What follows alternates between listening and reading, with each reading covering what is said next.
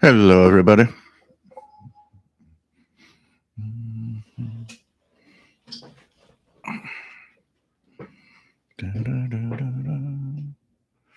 Just gonna try to put this at a good. It's stuck here. That's why. Okay. Oh, you're stuck. There we go.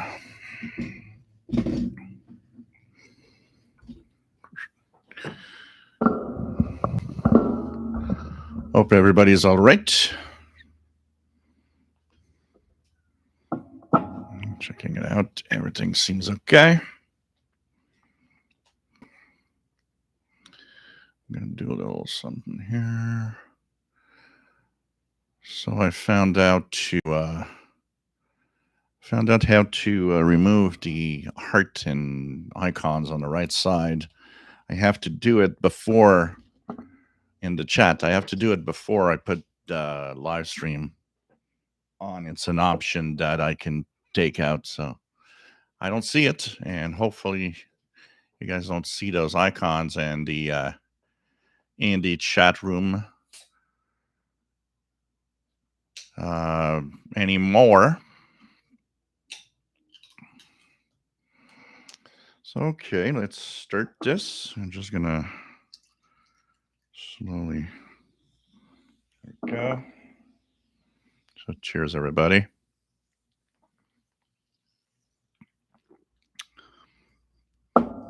Everything seems to be all right.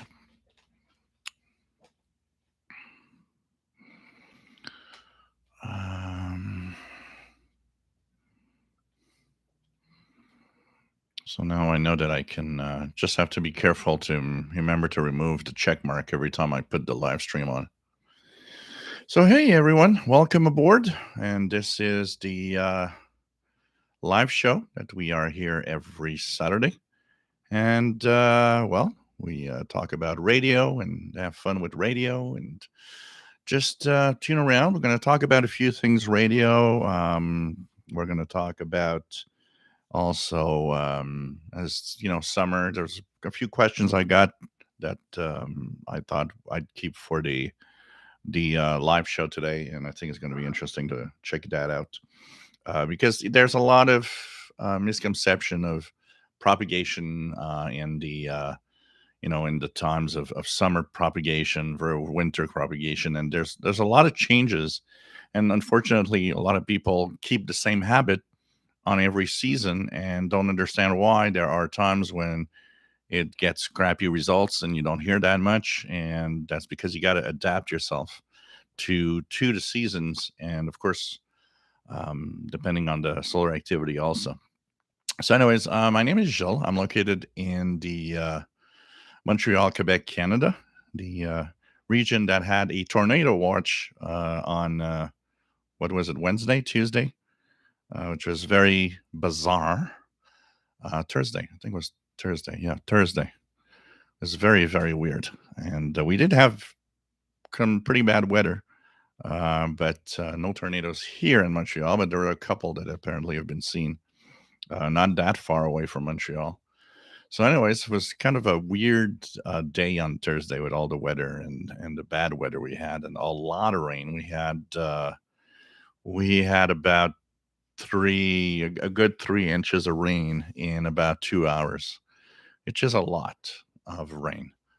And so lots of things happened. So my name is Joel, located in Montreal, Quebec, Canada, northeast part of North America. And we talk about radio. There's a beautiful chat room with wonderful people. If you want to join in the fun, it's always great to have everybody here. And we, of course, have a Facebook group. So when it is over here in the chat and the live show, you can continue and have fun with everybody else in the Facebook group, where a lot of people are posting. Now there's kind of a new live chat thing that is available in groups. Sometimes I see that people are chatting in there about things they're listening to.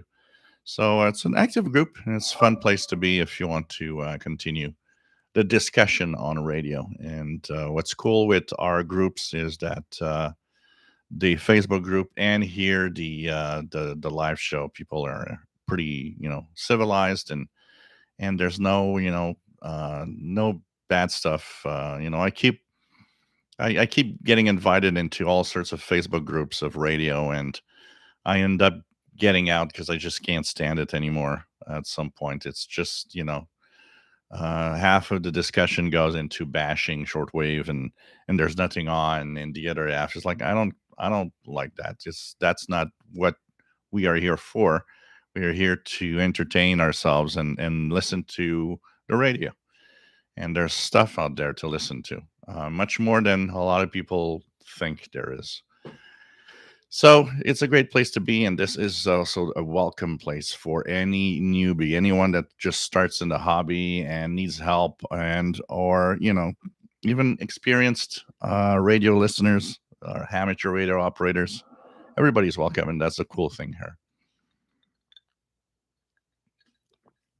So, Nick Amendil from Romania, hello there. Nice to have you here. Richard Wagner, nice to have you here from Northeast Illinois, WA9301 SWL.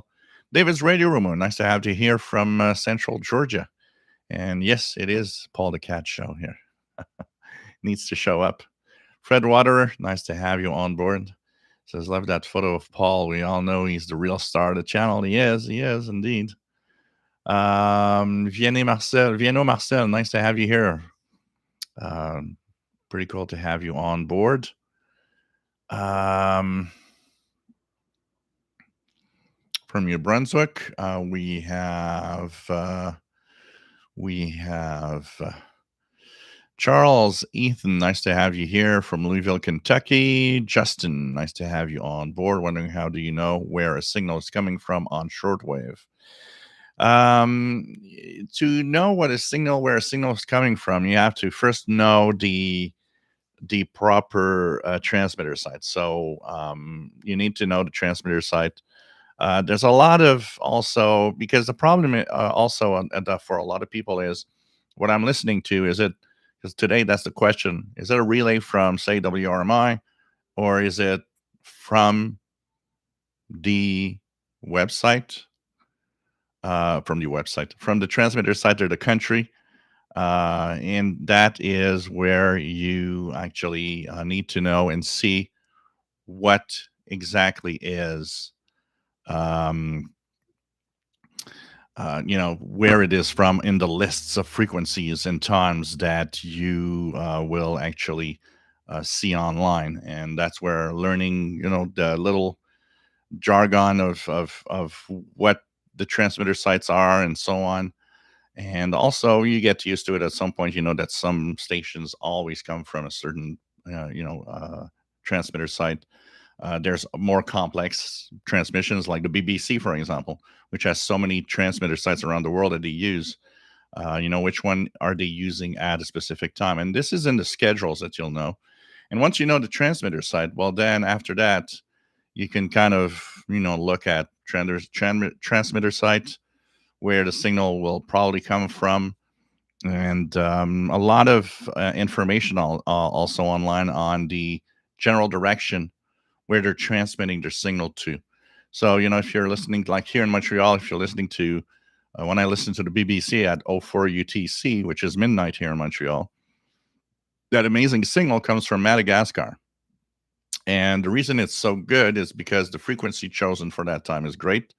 And because Madagascar, when they're transmitting towards Africa, it's pretty much the same line up to North America. So if you choose a good frequency, the shortwave doesn't stop at the boundary of a continent. It continues on as long as the signal and the propagation conditions let it propagate. So there's a lot of info in there, and I guess it'd be probably interesting to maybe make a few videos talking about the general direction of where signals might be coming from and so on, learning more. Brad Shaver, nice to have you here. Anthony France, nice to have you on board from hot and sunny Florida. Robert Varner, nice to have you here. KC2TEL. We have Dwayne, nice to have you here from Northeast Tennessee. We have Chuck, nice to have you on board, and 5KVO from South Texas. Ian, nice to have you on board from the UK, G6DEQ. Vienna Nostel says, I'm receiving signal 21074 and I decode with WSJTX. It shows the grid square of the reception, and then you look up that grid on the internet. Yeah, you can also look up either the grid. The grid will tell you where the station is located, definitely. You can also look at the call sign in the databases like QRZ.com, for example, which you have detail of where the station is all about, and very often some cool pictures and so on. Just to show you, as I'm this week, just got a nice little QSL here from the Netherlands this week, PA3KUS. Nice to have you. Nice to have this this beautiful card for a contact that I made with that station here. So it's really nice to have this. So I'll have to send him one of my cards too. I always reply back with my official QSL, which is my Paul the Cat QSL card, which is the one that I actually send out all the time. And I've had actually a couple of comments of hams that have received my QSL and that are just like, wow, your QSL is just so beautiful. And it's like, well, thanks. It's pretty cool. Well, that QSL from Netherlands is beautiful too. Skipwave DX, nice to have you on board. Rich from the Catskill Mountains in New York. We have Master Players Radio and Television Plus Gaming. Nice to have you here, Bobby. WA5107SWL in Morgan City, Louisiana. We have Lawrence. Nice to have you on board. We have James Farley. Nice to have you on board. What else do we have? John Hummel Newell. Nice to have you here. VE5JHN. We have the Shortwave Archive from Colorado. We have Philip Jones from North Wales. Nice to have you here. René Charbonnier. Nice to have you here from the Netherlands. Mad Max 2069. Nice to have you on board. DX Winger. Nice to have you on board. From Pennsylvania. Greg. Sharon, nice, the Catman. Nice to have you here from southeastern Illinois. TVDXer, ça va bien? J'espère que tu vas bien, que les orages n'ont pas été trop difficiles dans ta région. Nice to have you here. Jean Arash, nice to have you on board. Roberto Rojas, nice to have you on board. Stan, nice to have you on board. Says after storms coming through Arkansas 2 nights in a row. Wow. Robert Cross, nice to have you on board, my friend. No problem there. You made it today. D. Matthews, nice to have you on board from Great Britain. We have Terrence, nice to have you here. KD2ANN in New Jersey. Jonathan Case, nice to have you here. Jonathan from Cornwall. And he owns an AOR 5700D. We have yeah, last week I don't know what happened. As everybody started saying that I was off, and yet for a weird reason, everything on YouTube was telling me that I was still live. So it's as if the link was still there, but YouTube had a problem or something. Francis Moore, nice to have you here from Birmingham, UK. We have Sir Maximus Hardwood. Nice to have you here. Division 17. Nice to have you on board.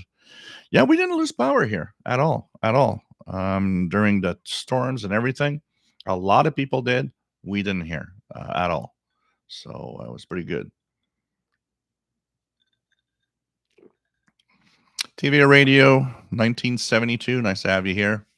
Michael from New Jersey. Says I got a faint signal of the BBC from the Singapore relay. And the signal cut off at 19 UT. Yeah, I think tonight is going to be the test.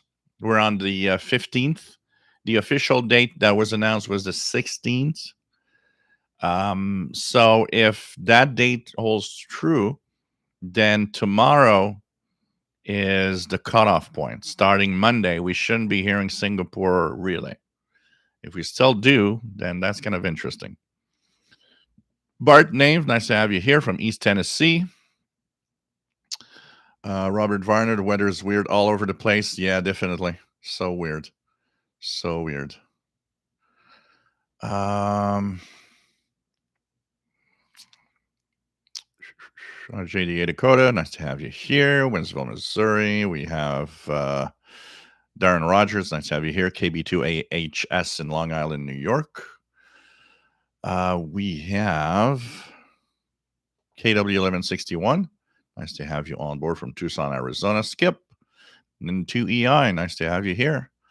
We have, let me check that out. Richard Wagner, Paul is on strike in solidarity with the Writers Guild.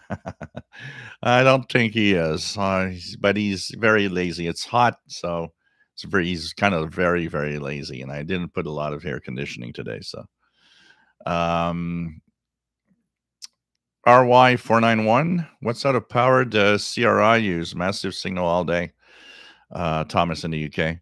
Yeah, you guys in the UK hear them more than here in North America, but most of the transmitter sites if from China Direct, most of the transmitters are using 250 and even 500 kilowatts.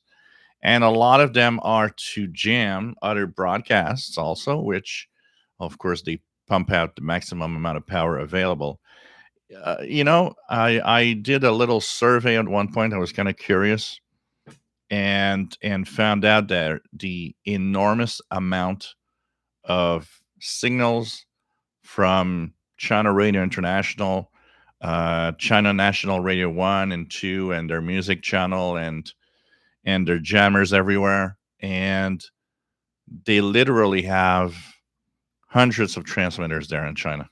It's crazy the amount of transmitters they have. Really, definitely crazy, and the amount of transmitter sites within China also, not just the ones with the relays. Actually, China Radio International relayed from Cuba has been so bad here in North America that they probably should, broadcast direct couldn't be any worse than half of the time low audio or no audio at all. Mr. X, nice to have you on board.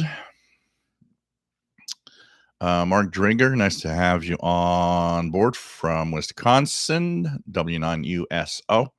Archers Out of Crafters Kitchen Audio Lab, nice to have you here. Shortwave Archive 12095 at 04 is super strong in Colorado compared to the previous winter frequency of 9915. Yeah, it all has to do with a balance in the frequency used and the time they're using it. And yesterday, I tuned to BBC just with my Texan H501X. I put the video up actually, show you how strong it was in Montreal. And I listened from 04 all the way up to 06 UTC.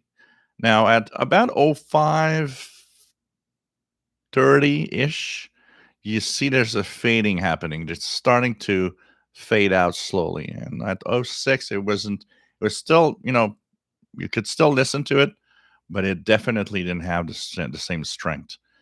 But this is what I love is when, every schedule season, I always tell everybody, carefully look at the frequencies and the transmitters that are used by different broadcasters, because here in North America, we have the disadvantage that so many stations aren't broadcasting to us anymore directly, but they're broadcasting to other parts of the world.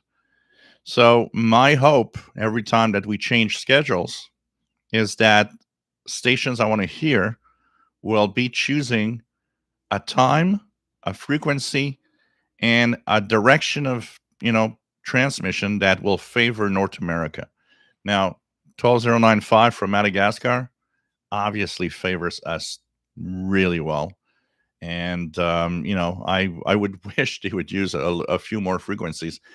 Actually, the Madagascar relay is always, for me, the best pick for any station that wants to broadcast to Africa, because it's always broadcast towards our direction. So the only thing that you're hoping is that the frequency they're going to choose is going to be good for propagation.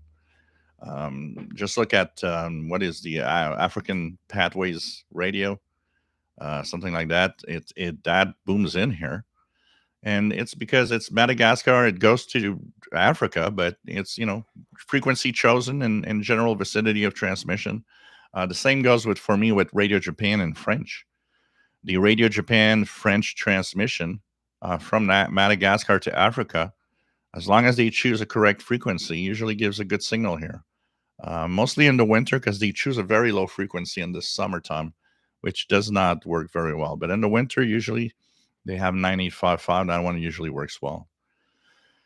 Robert Cross been picking up loads of radio stations on AM radio this week. Glenn Danzler, nice to have you on board. Terrible storms and tornado watch. Same old summer afternoon in South Carolina. Robert Cross been listening to the BBC Radio Cumbria and Radio Caroline.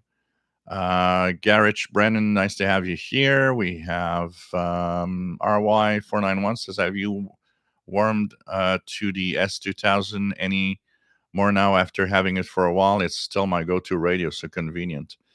Not really. It's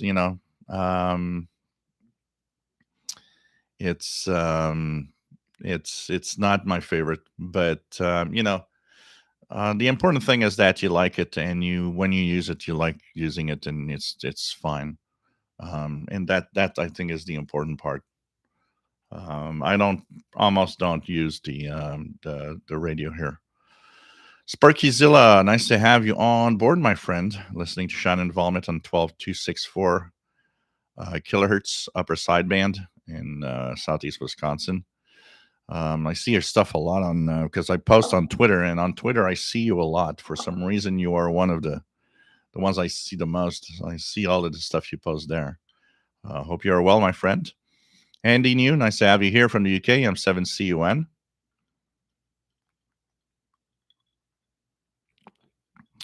RJ Dakota was receiving all kinds of shortwave stations earlier this morning and this afternoon. Things must be looking pretty good. Ray Boyle, nice to have you here from the British Riviera. Nice to have you here. What do we have? RJ Dakota, even Radio New Zealand was good on 7425. Jerry, nice to have you on board. AC4BT. Blind Picker, nice to have you here. Rob from Connecticut, W0RAB. Penny C, nice to have you here. Art, nice to have you on board. K2ADC in New Jersey. Robert, nice to have you on board from California. Long-time listener, first time on the chat. Cool. Welcome aboard. It's nice to have new people in the chat and people watching. Shortwave Archive, how well do you receive Vatican Radio from Greenville at 01? Usually gives a pretty good signal here. The times that I stumbled upon it, and it's funny because I never remember their frequency, so it's like every time I cross the signal, it's like, what's this?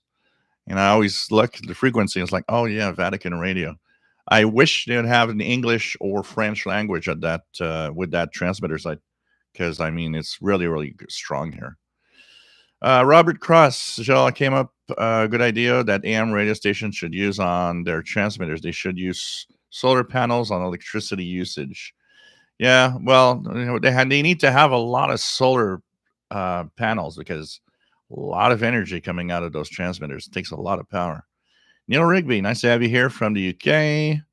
We have Shortwave Archive says Radio France on 15300 at 04 is also a decent signal in Colorado. I haven't tried it. I would have to check it out.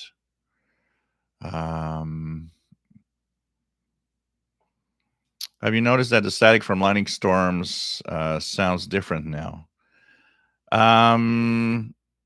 Not really.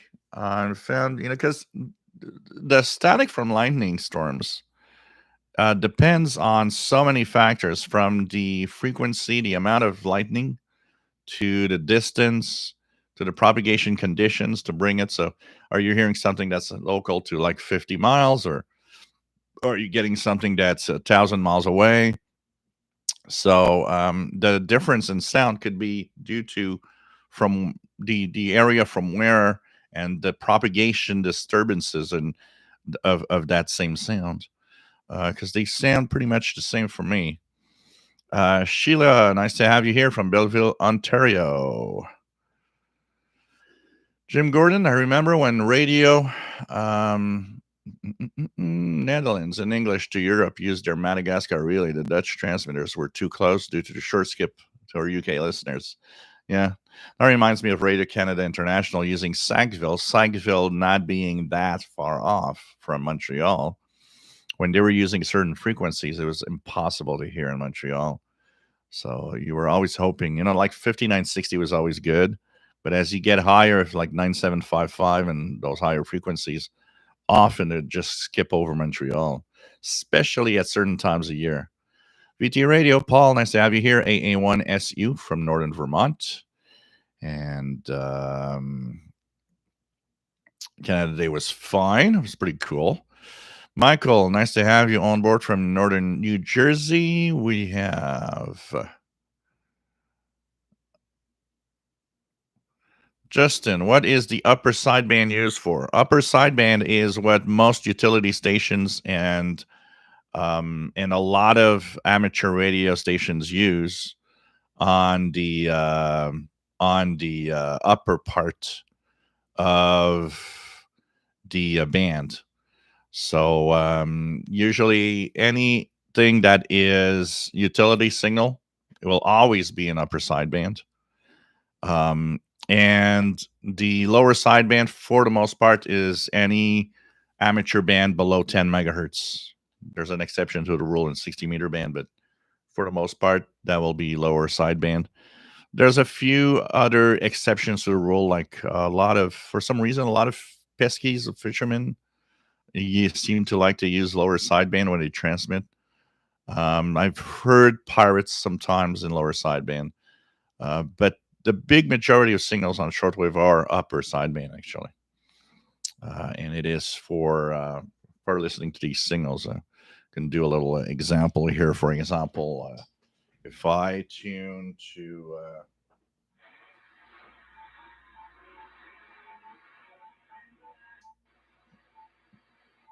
20-meter band here.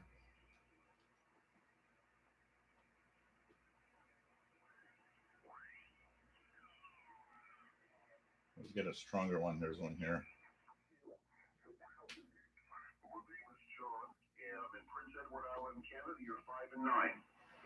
So here's a signal. Here's a signal in upper sideband 14221. The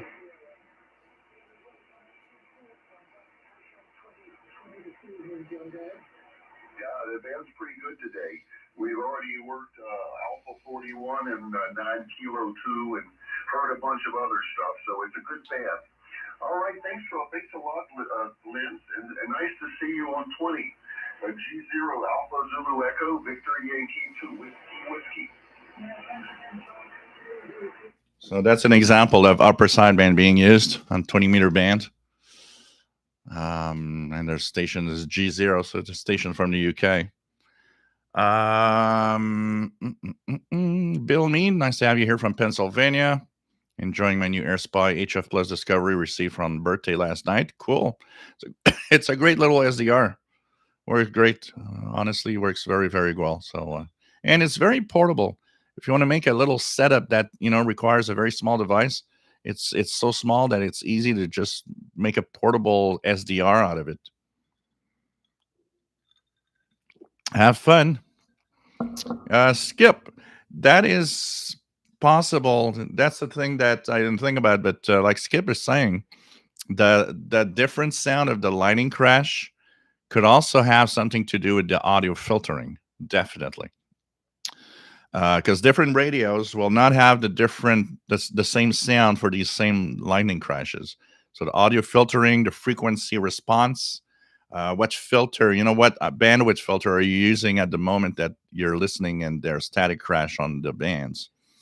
Definitely doesn't sound the same at 6 kilohertz wide, 3 kilohertz wide, and so on. Mark Willard, nice to have you on board. Recently born again into shortwave. And well, you know, it's different from the 70s, that's for sure. But it's not disappoint. It's disappointing if you compare it directly. But honestly, most of the signals you're not hearing might be just due to noise, because there's a lot of signals still on shortwave. It's not the 70s, definitely, but there's still a lot out there. And one of the biggest problems that in the 70s you didn't have, that today is the major player in the hobby, is really the noise, the electrical noise around you. Win 1960, nice to have you here. KWLN 61, Gold VA powers more than half its needs from solar panels covering all the parking lots. Arizal Crafters says all true. They seem to be very loud on medium wave, very light on higher frequencies. Well, it's often like that. It's often the case where the higher in frequency you are, the less of an effect the static crashes actually have. They usually are the strongest in the lower parts of the shortwave bands or in medium wave. Nick Gasolino, nice to have you here, Nick. N6 VOA in California. Nice to have you on board. Edward, greetings from Ireland. Got his HAM license in May. Congratulations. And notice my cat is always near the radio when it works. Do you think cats hear more QSOs with the static than we humans? Well, we know that cats have much finer hearing. So I wouldn't be surprised they hear stuff that we don't. And I think what probably makes a lot of these animals come close to our radios is because, you know, they tend to first, we touch it, so we had as, you know, our own odors on it. It's you know, they like that, but also the fact that a lot of them have, you know, they come warm, so the cats kind of like it because it's warm and cozy.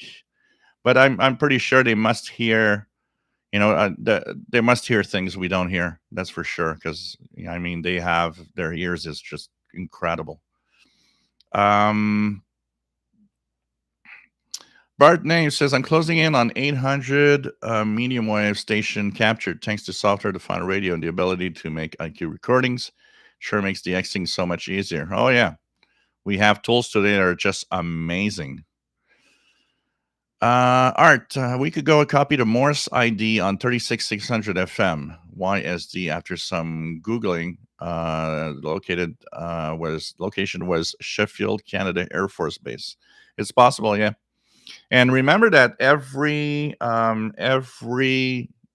transmitter, every repeater on the air that are on the VHF, UHF range need to ID themselves every now and then. So often Morse code is used.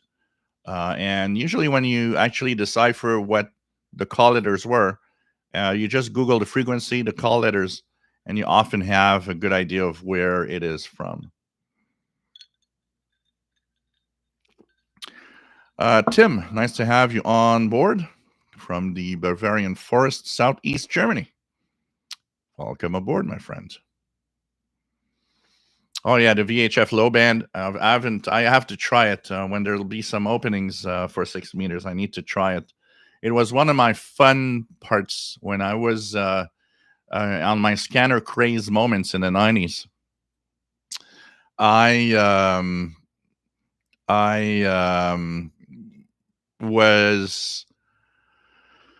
was listening a lot to the 30 to 54 megahertz VHF low band, because with propagation opening up, you'd hear stuff. I remember hearing a police chase, and it was like lower part of 40 megahertz or something.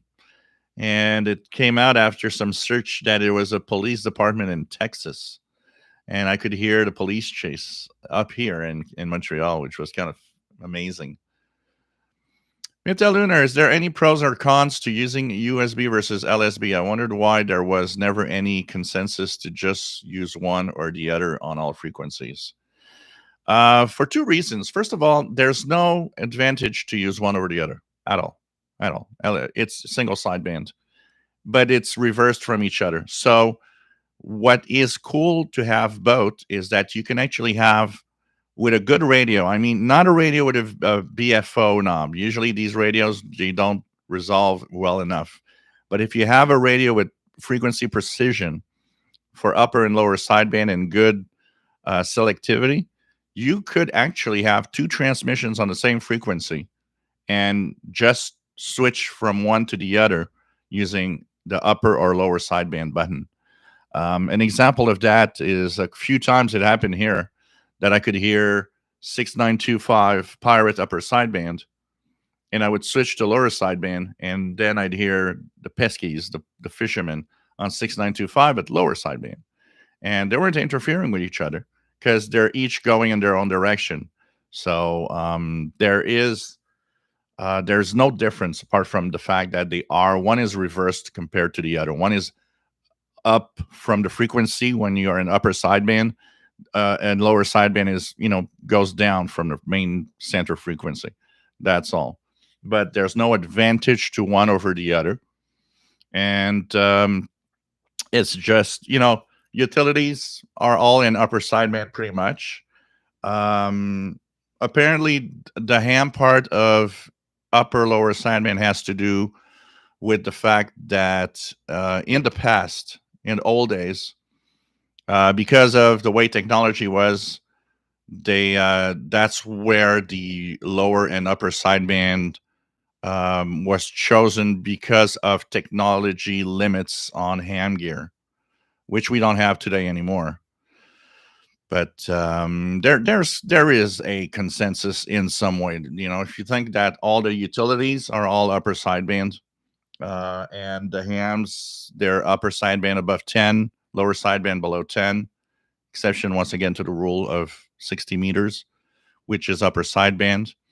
But it is also shared, and this is probably one of the reasons it's upper sideband. 60 meters, the 5 megahertz channels are shared channels.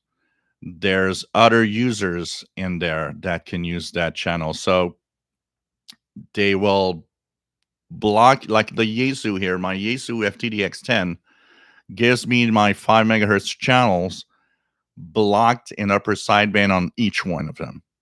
I don't have a choice of lower sideband. I don't have, and one of the reasons I believe this is the case is, one, not to interfere with any other user around the channel where you are, but also because they're shared with other users, like military, for example. Military will be in sideband so that you can hear they're there and not interfere in any way. But there's kind of a consensus in a way. But there's a lot of place, and there's no official rule that you can't do. An example: if you're on 20 meters, 14 megahertz, now we know it's upper sideband, and we'll put our radios in upper sideband. But it's just a suggestion. It's a gentleman agreement. You could go on 20 meters and be in lower sideband, and it's not illegal. You might make enemies because some people that are with the principles and the rules will say, well, you shouldn't do that. But there's nothing illegal in using lower sideband in 20 meters or 10 meters or 15 meters.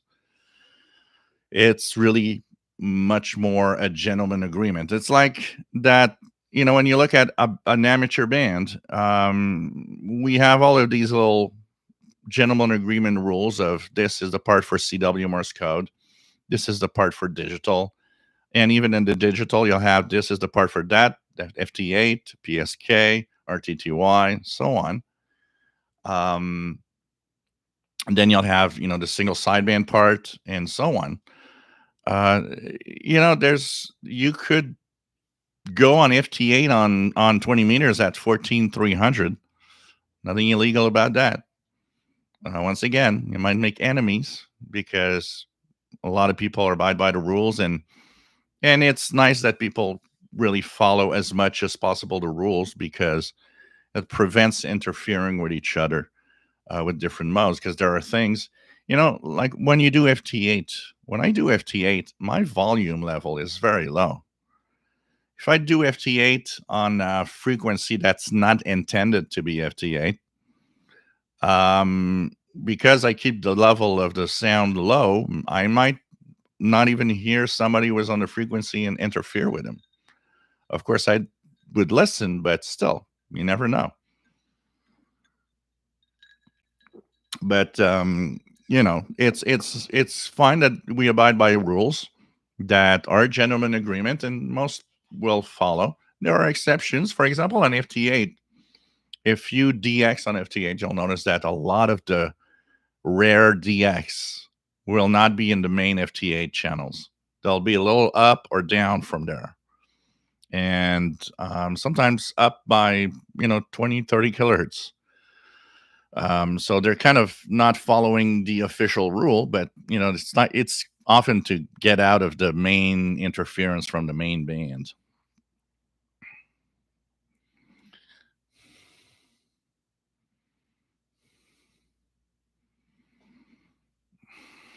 Maybe my advanced age is making me hear things. Well, think about the fact that you probably don't have the same radio that you had when you were young. It doesn't have the same audio processing like Skip says. Things like that change, even in not just the audio processing. Um, Look at, for example, um, the AGC. How fast is it? And we had a lot of radios, especially a lot of portable radios. Um, the radios that have AGC, the automatic gain control is pretty much a fixed value. Sometimes bad, but sometimes decent. Depends on how they were constructed. But that makes you hear the same static crash differently because of that slope, that time that the AGC reacts, makes you hear things differently. So there's all sorts of that. You know, you talk about age. Remember that we don't hear. I did a test. I did a hearing test. I'm actually technically half deaf from listening to too much music at a very high volume in my Walkmans from all the years, and I still do. And when I do the hearing test, they're all like, "Hey, okay, your hearing is not that great." I mean, it's not bad to the point I don't hear stuff, but I would tell you that in a crowded room, if you talk to me, I might have more difficulty understanding you within all the noise of people talking than a lot of other people.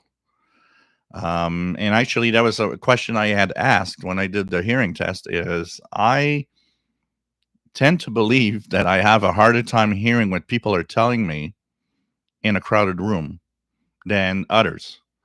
And could that be because of my hearing? And he said, yeah, definitely. It's one of the signs. Your hearing isn't as good. It's not hearing as well within all the noise around it.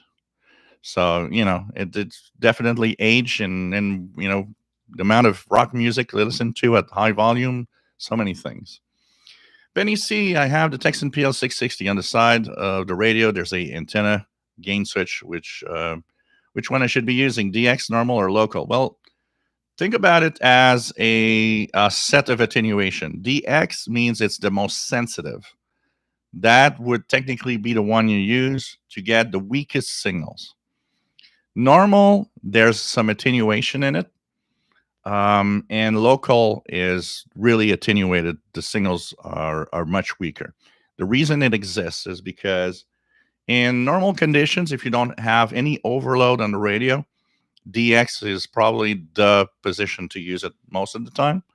But you might hear overloading happening on the radio. A portable radio often has overload problems.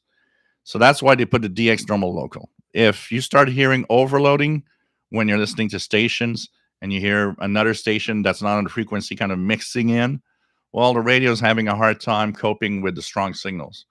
So you might want to switch from DX to normal. It attenuates just enough often to remove the overload problem, but you still have good sensitivity on the radio.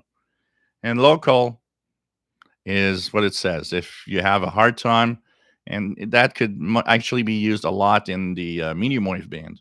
If you have some really strong medium wave AM radio stations, well, you might need to use the local switch to avoid interference from the overload of the signals. So think about it as 3 levels of sensitivity. DX is the most sensitive, normal is a little less sensitive, and local, the radio's kind of deaf. It'll hear only the strongest signals. And usually that will be on the telescopic antenna. If you use just a telescopic of the radio, often you will want to use it with the DX switch on because it'll most of the time it'll be fine. But if you put a external antenna, a wire, you might need to move from DX to normal. That might need that you might have more overload problems. But it all depends on the signals that you have around you and how strong they are. Stan says he's in Harrison, Arkansas. I would like myself and my fiance to study and get him amateur radio license and find affordable equipment to buy. So yeah, that's cool. And you know what? The hobby is much less expensive to today than in the past. You can actually get on the air for not that, not it's not going to break the bank.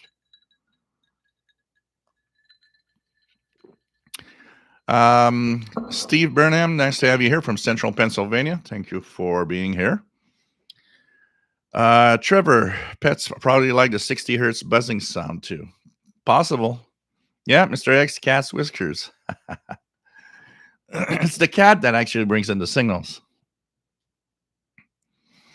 Penny C says, my cat sits next to me when I have the radio on. Yeah, but I think they enjoy mostly the company because Paul the cat, if I go in the backyard, for example, and sit with my radio, he will actually come and join me almost every single time and just lie there in the grass next to me. I think it's more of he just wants to be with his master or his best friend, his best buddy. And I think that's mostly what they like. It's like being with us. Robert Cross managed to get metric nut spinners today for the Grundig Satellite 6100. I'm hoping to get it working up soon. Cool. Others are crafters. We had a German shepherd that would predict thunderstorms way before we could. She would run in circles in the kitchen, and that's how we knew. Probably heard the thunder way, before even we noticed with the ears they have. Craig, nice to have you on board. Craig Martinetti. RJ Dakota, back in the day, my cat used to love sleeping on top of my old Admiral console TV. It had at least over a dozen different tubes inside and got very warm. Yep. Justin G, nice to have you here. Sometimes on my CB radio, I hear skip rolling in. Does skip apply to shortwave and SSB? It actually, first of all, your CB is a shortwave radio in a way because the CB band is shortwave. And the skip conditions will apply to the shortwave spectrum around the CB band. So if you're on CB 27 megahertz, skip rolls in 10 meters, 28 megahertz, 29 megahertz. Will probably have stations and stuff happening. And even below 24, 25, 26 megahertz on shortwave, there's going to be some stuff happening there too. And it is independent of mode. So SSB or not, SSB is just a transmission mode. Whatever transmission mode you're using, skip applies to whatever is transmitted in whatever mode on the frequencies you're listening to. So it will affect AM mode, FM mode, a single sideband, and so on. Richard Wagner, what's the beverage du jour? I am having actually this, which is actually very, very good. It's called Popper's Peach. It's a 7% alcohol, and which is what was left from last week. So not bad. What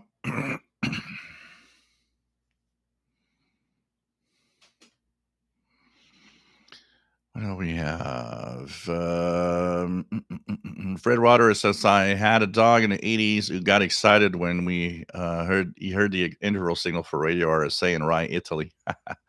I had a cockatiel bird for 25 years, and on some of the interval signals, he would start singing and chirping and moving around in the cage like crazy. It was just so funny to watch, and probably a lot of them with birds in them for sure.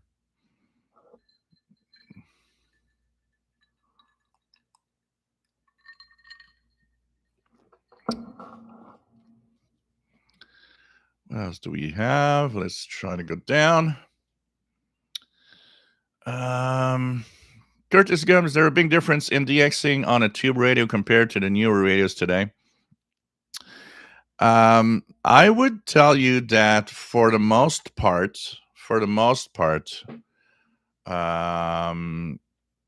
the tube radios do not have as much. Almost every tube radio, even the good ones, they're sensitive. They're going to hear. But what I noticed is on the very weak signals, today's receivers have an edge that the older tube radios don't. So this is something I've noticed almost every time. Like this 1949 Westinghouse International. This thing has been refurbished. Obviously, it's working well, and it is beautiful inside how they made it. If I plug the infin antenna, I hear, for example, the BBC is going to come in very well. But you can notice that any signal that is a little weaker, it's not as strong. It has a harder time pulling it in. And of course, all tube radios of the day were not all made the same, like all the radios today are not made the same. Definitely, there are better tube radios of the day than others. Actually, I was reading an interesting article. I was reading the Spectrum Monitor last night. I was reading the article about all American 5-tube radios, which were very cheap. But they were talking about the fact that some manufacturers tried to make AM radios with 4 tubes instead of 5, which were more crappier in performance. Some were making them with 6 tubes instead of 5, which made it better. But they were saying that for the most part, a lot of people that had 4 tubes, even though they were crappy, they didn't see that much of a difference for what they were doing, which was probably essentially listening to the same station all day. But there was a difference with the 5-tube. And he said most people never knew and never understood how better a 6-tube radio was, even though it was better most of the time, because simply, for what most people do with the radio, it doesn't matter. It's like us. We're crazy radio guys. We want that radio that's sensitive, that's going to do more, that, the little extra mile. But remember that for most people that listen to shortwave in the 50s, 60s, 70s, you were listening to international broadcasts. Most of them were very strong in North America because they had their service here. An average radio is, for most, fine. It worked and it did what it should have done, and they would hear the stations, and that was important, and that's all. But we, as crazy people, want the radios that do better, and we notice the differences when a radio is is not as good as another one. And so, probably the higher end tube radios are not that far from radios today.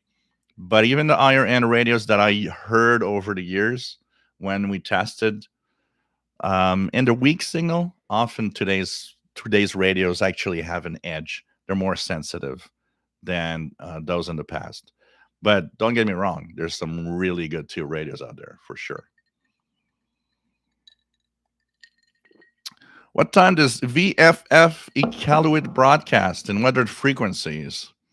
If we look at the schedules, there's one coming up at 22, I think. Just here be a space. So VFF. Evaluate. So 2182 is apparently a 24-hour frequency to monitor, but that works mostly in the night. Let me just 2514. Let's go to the real ones that we can hear easily up here. So 3253 is weather facts from VFF at different times. Actually, 21 to 2130 is one time they're apparently doing some weather facts, but 3253 at this time, I don't think he's going to make it. 4125 is a 24-hour to monitor. 4292, another fax. Okay, 4363. 4363. Let me just check the ones that we that are the best. So in voice, 6501. Apparently not 6501 from time to time. Huh. It says 24 hours here. So 6507 is the one that we usually hear, and it's at 22:35 to 23:15 UT. 22:35 to 23:15 UT, which is going to come up a little later. 6507, and they repeat at 0110 to 0130. 6507. And that's voice. 7710. I've never heard 7710. I don't know if we could let me try that just out of curiosity here. At 21 in a few minutes from now. 7. So let me just 7709 in upper sideband.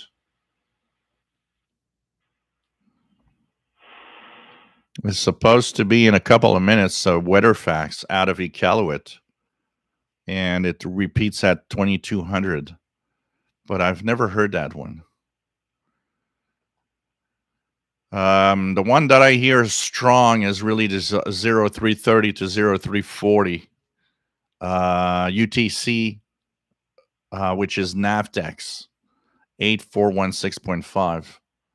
8416.5. That one comes in very well and is usually very strong here in Montreal in the summertime.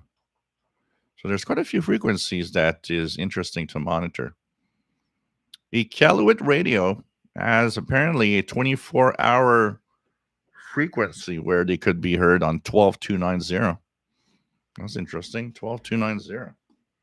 Check that.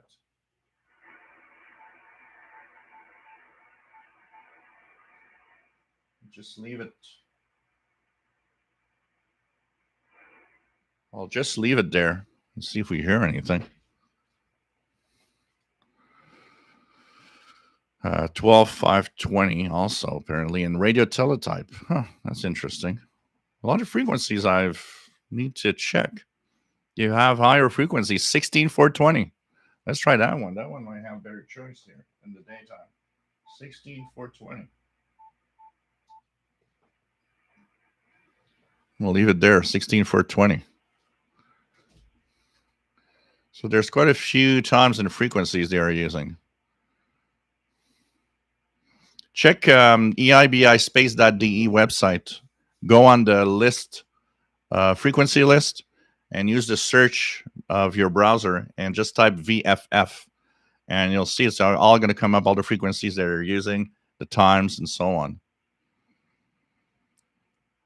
Artist Crafter says, I do have all the same radios. I like my Panasonic RF2200. The storm last night sounded more impactful to me. I too am half deaf from Cheap Trick concerts during spring break in college.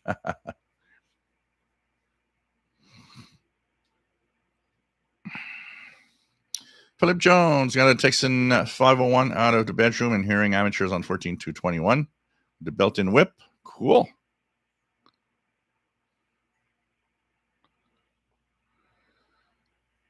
Stan, technology has changed stuff. Yep, with cell phones and all of that. Definitely. Metal Lunar, Gilles Rocks have too much in his youth. Take care of that hearing. Yeah, no, I'm not very careful. I got to say that I do have my phone at sometimes a little high level. But today's phones, it's like you put it at a high level, and at one point, the automatically the sound goes down, and you get a message on the screen that says, "Well, you've been listening to music way too loud for a while now. You should relax."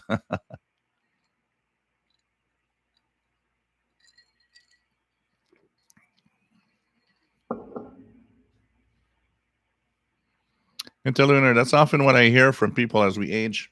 They hear just fine unless it's in a crowded room. Yeah, I have a hard time when I go to a bar with friends and it's really noisy. And say you're, at the bar and the bartender's talking to you. That distance, which is a little more than my friends are on each side most of the time, makes it very hard for me to hear anything. Often I will like, what the hell did he just say? And the guy next to me is going to be like, well, he just said this and that. It's like, well, you heard what he said? I all I heard was gibberish.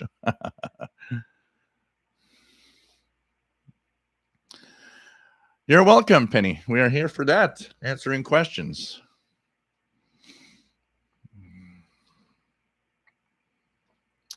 Let's check it out here.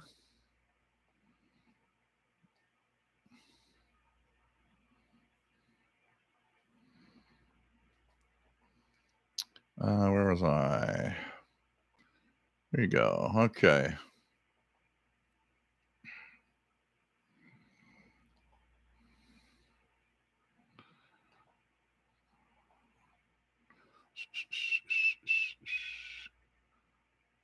No problem, Craig. Hel Kabong, nice to have you here. Yep, cockatiels are wonderful. They are. One was all white with his orange, with orange and his yellow. It's pretty cool, pretty beautiful birds. Very intelligent too.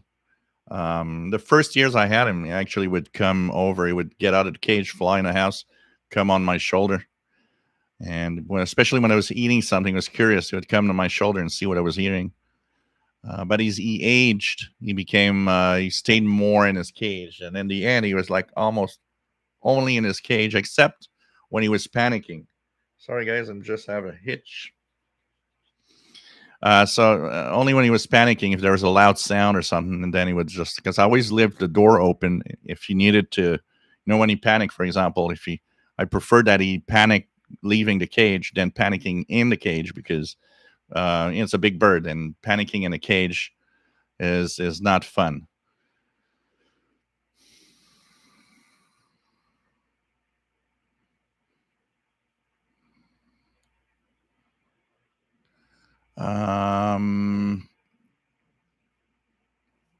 Yeah, that's up absolutely. And the cockatiels like to repeat sounds they hear.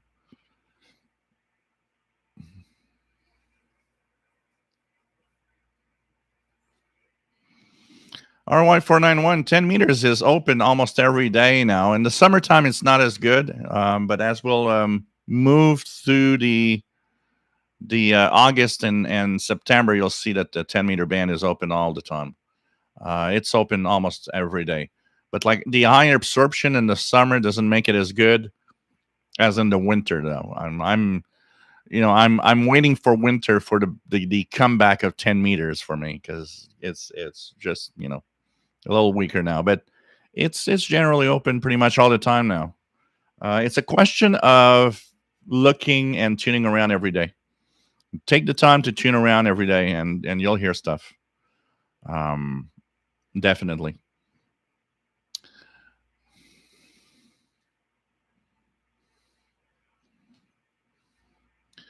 Craig misses international stations, HCJB, Radio Australia, Radio Netherlands. Yeah, those were different.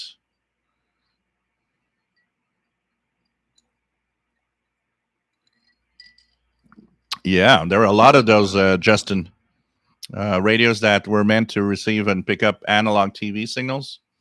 There were tons of them.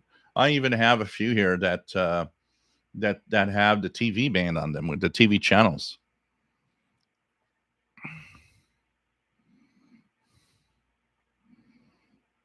Yeah, the four when there was four, there was a diode.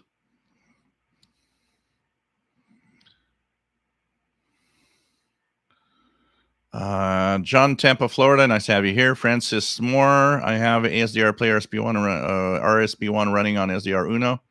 Spy R2 with Spy Verter running on SDR Sharp. I'm finding SDR Uno a better platform to use. Just wondered what your opinion is. I always preferred SDR Uno personally. Like I always say, the thing is it's very personal what you like or don't like in software. I like it, some hate it. I've used, SDR Sharp is probably one of the ones I like the least, but SDR Sharp has huge advantages because it's probably the one that has the most plugins to all sorts of things. SDR Uno is coming there, and there's more and more plugins as time go by. But the choice of plugins on SDR Sharp is definitely a big advantage. But I hate the interface. I've used HD SDR, which isn't bad. That one is not bad at all. I've been using my AirSpy HF Plus on SDR console, which is okay. Not that fun. The audio processing is interesting when you start playing with it. But definitely, I kind of go back to SDR Uno most of the time. There 6 tube sets used an RF stage, which gave it some gain in the antenna stage. Yep. Jim Gordon monitoring you all with the Lenovo T430, several cans of Newcastle Brown Ale. Yeah, well, one of the tubes was a diode. It was used, its principle on the 5 and American 5, it was used as a diode. And but man, these were so cheap. And the ones especially where you could touch metal screws or anything metal that was connected to the inside, you could get electrocuted with those things. That was bad. That was bad. Oh yeah, the ones that the other types of radio that were done. Some radios had a lot of tubes. Definitely, higher end radios often had a lot of tubes for all sorts of extra bells and whistles that you could do while listening.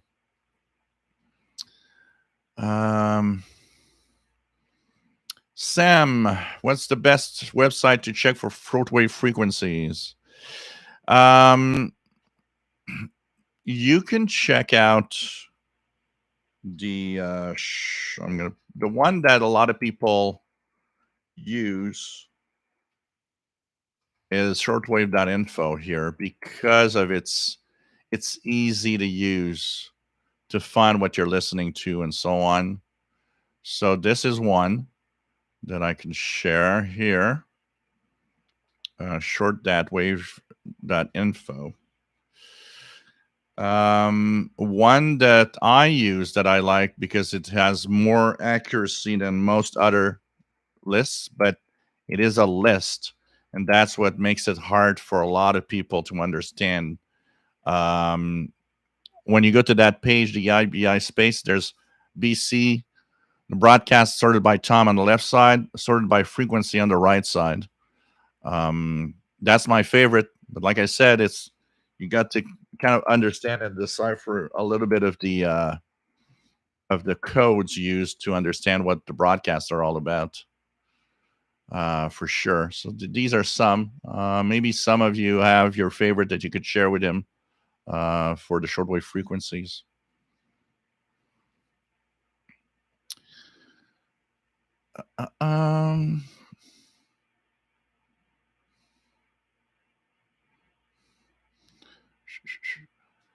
George, does the Voice of Greece still broadcast? Nope, it stopped, unfortunately, about a year, 2 years ago now?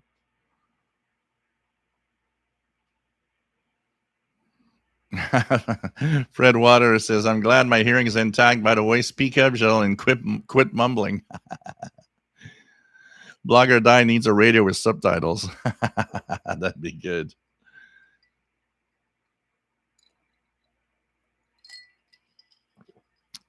Mr. X, what power supply do I need to get for when I purchase my FTDX10 in a few months? Thanks in advance.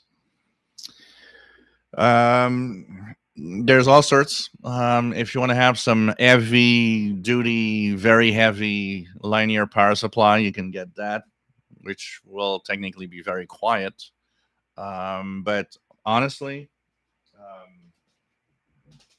I do like those. I have a 50 amp one.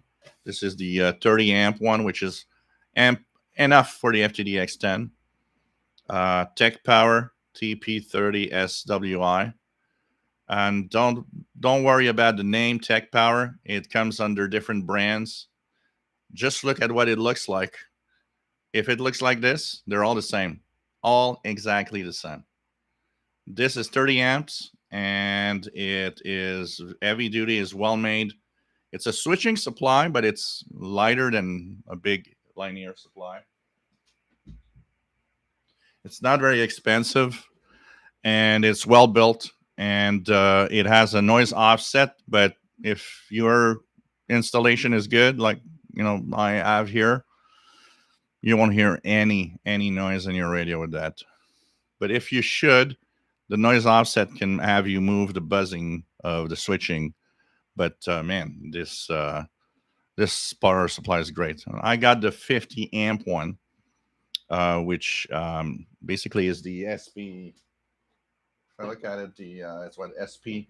It's SP50 instead of SP30. And the 50 amp because I wanted to power even more than just my transceiver. But that one is enough. The 30 amp one powers your radio more than enough. And the beautiful thing is that it's very quiet, and it rarely will actually come on, except if you're really doing some heavy duty cycles, like running 100 watts all the time. It'll come on from time to time. The fan will come on and you'll hear it. But it's in general, if like a single sideband transmission, normal conversation, the fan almost never comes on this thing. It comes on when it comes warm, but it doesn't come on very often. On the 50 amp, I never had the fan come on. It never comes hot enough for that. Sheila, I have a Cockatiel 2, white, yellow as well, with the orange patch on each side of her head, 2 years old. And I had mine for 25, so be ready if she doesn't get sick or anything. You're gonna be in for a ride. Mine was 25 years old. Actually, everybody that I tell, even the vet, you tell them I had him for 25. They're all like, "Wow, 25?" They're all surprised. I was like, "Yep." At the end, the last year and a half, it was pretty much was blind. He couldn't see. I would move my hand and he wouldn't react. So I see that he was blind by the end. But you know what? He was going to eat. He knew where the stuff was in the cage. So he would go down, eat, drink water, go back up. Sometimes he'd, sing. It didn't seem to affect him that much, actually.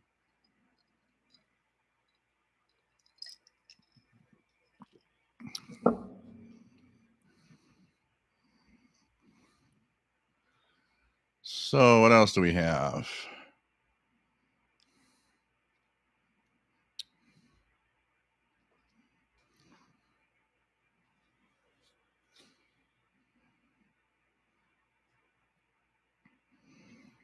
What else do we have? There we go. Yeah, tube radios tended to drift. Some are not too bad. Like this one, the Westinghouse I got here. If I tune to a station, I don't know, might need to retune every 5 or 10 minutes. It's not too bad of a drift. Craig, where do I get a shortwave schedule with frequencies and names of stations and possibly the name of the program and times? First of all, be prepared, Craig, because the schedules are in universal time. You need to know your universal time. It's absolutely the time that you will use. Keep yourself a clock that is always in universal time so that you always know which time it is universal, because no schedules pretty much and no websites will, for the most part, give you any local time for Eastern time zone, stuff like that. And the reason is we listen to shortwave. It's an international medium, so we need to have an international times to go with it, because or else we just don't know what time it's going to be. You know, if the BBC tells me, oh, we're going to have a show at this frequency at 6 hours, time in the UK, it's like, what time is it in Montreal? I have no idea. But if they tell me it's 6 hours UTC, I always know what my UTC time is. So this is the best. Use UTC. As for programming, it's a little more complex. There are different places that I've seen things with programming, but it's a little more difficult. The best is to look at what's out there. Look at the schedules and follow what's in English and so on, and check it out. I think it's your best bet, and you'll make yourself up a kind of a routine with all the frequencies that you want to listen to. William Parmley says, you sold me on the IBI space. It's the one I use all the time. All the time. VFF schedules shortwave archive is EIBI space that I just posted the link. Skipwave DX, check the number of IF CAN coils and tube set to check for sensitivity, as some tubes are dual. Yep. What do you think about bringing back Radio Canada International, says Robert Osborne? I would be all for it, personally.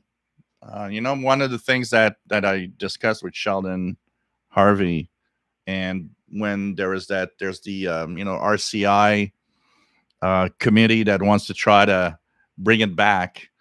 And of course, we're never going to bring it back with a shortwave transmitter in Canada, because Sackville was demolished. No one's ever going to pay millions of dollars to rebuild that.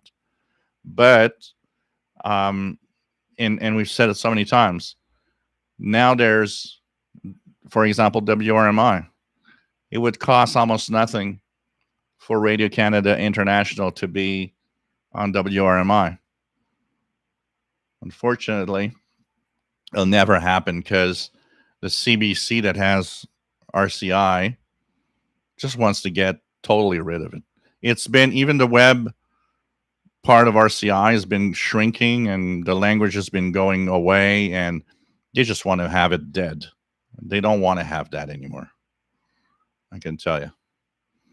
It would be great, but it's never going to happen. Nobody wants to in the CBC. George, yep, tons of number stations are still active. Priom is the best website for that. PRIYOM, I'm going to share that. Actually, we might even be hearing one in a few seconds. 10167 CW. Let's try that. 10167.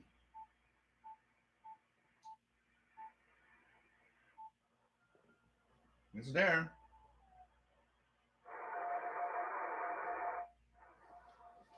I don't know if I hear it on the CNG in here.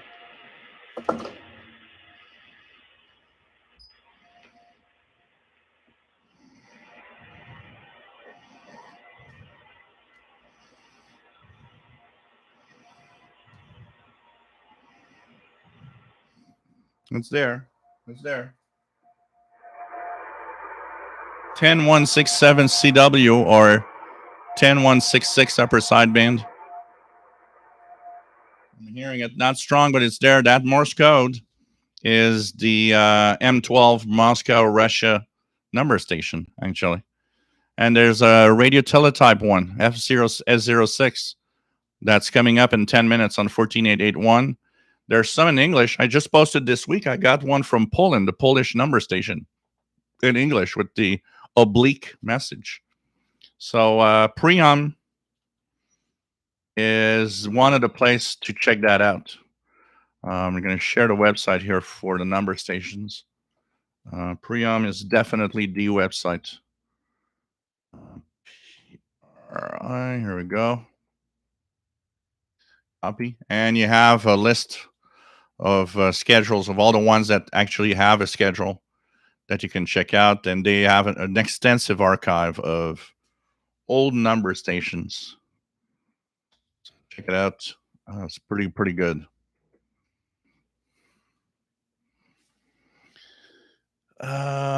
Tristan, good evening. Nice to have you here from Newfoundland. Great weather for outdoor listening. Cool.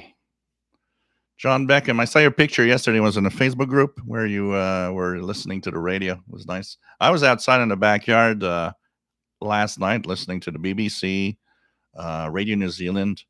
Really cool. John Beckham, looks like propagation is better due to current solar flares. Well, it's not the solar flares that make it better, but it's the fact that there's more sunspots, so there's more output of energy from the sun. So the ionosphere is actually thicker, capable of propagating higher frequencies.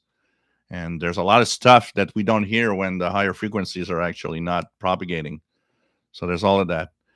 James Farley, what's your email? Official shortwave radio at gmail.com.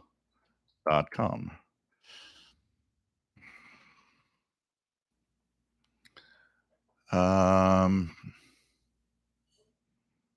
yeah, parrots can live very long time. Definitely.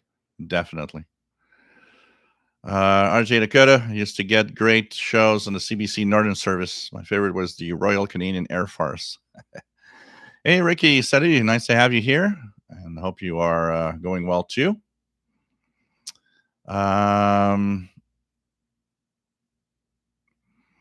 Craig says, I lived in Great Kills, Staten Island, New York. Used to listen to shortwave radio in the evening, collected QSL cards.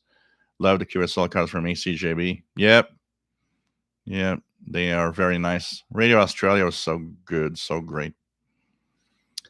Blogger Die was a member of the Radio Portugal Club and got QSL cards from them. Yeah, I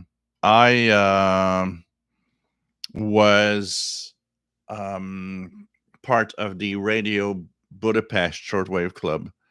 You know, some of them would actually tell you could be part of a club if you gave a certain number of reception reports. I don't remember how many you had to send in, but I had done the reception reports every month, every week for I don't know how long. Finally received my Radio Budapest call sign, which was VE1214/RB. And of course, after that, they had the special huge QSLs every year for just club members. And it's just so cool. I still remember when I got that like diploma telling me that I was part of the club and all of that. It was, oh, this is so cool. I think Radio Sofia in Bulgaria also had something like that. If you sent in like, I don't know how many reception reports, you could be part of their kind of listeners club or something. Man, this was crazy, but man, it was so much fun. I remember receiving that, and it's like, oh man, that was so much fun. KW Levin 61 10167 No Joy in Tucson, Arizona. Let's try the 14881 RTTY in 5 minutes. By the way, it's still sending. 10167.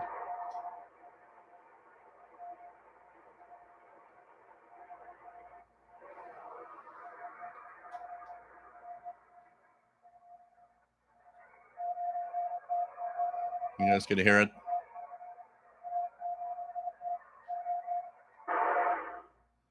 So it's still sending on 10167 from Moscow, Russia. So the next one, if you don't hear this one, 14881 is a radio teletype one, F06A, in 5 minutes, 14881 upper sideband. W5BL, Jill, did you ever get your ham license? It would be pretty cool to work you on the air. 20 meters is pretty good now. Yep, I got my license a year and a half ago, December 2021.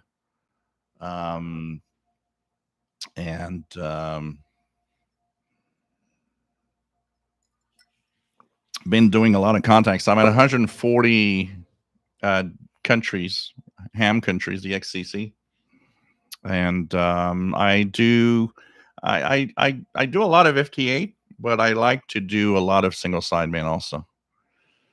Brad in Amarillo, Texas says nothing on 10167. RJ Dakota, Radio Australia had a very polished and very professional broadcast. Really enjoyed listening to Radio Australia. Yeah, that was a morning listening. Radio Australia, I still remember. Fred Roderer was also Radio Budapest Club. Sheila, my first cockatiel lived almost 23 years. My second one about 22. Peanuts is my third one. And at my age, likely the last one. Yeah, it gets to a point where, yeah.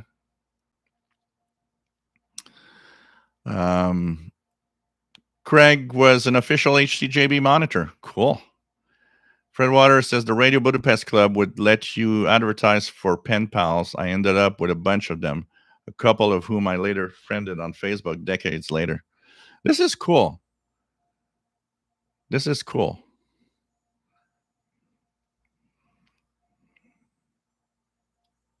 Dwayne got 10167 strong in Tennessee on FRG7. I almost did at one point look, for pen pals. There were quite a few shows and mailbag shows on stations in the day that actually would advertise for you for if you wanted to get pen pals. They would give your postal address or whatever.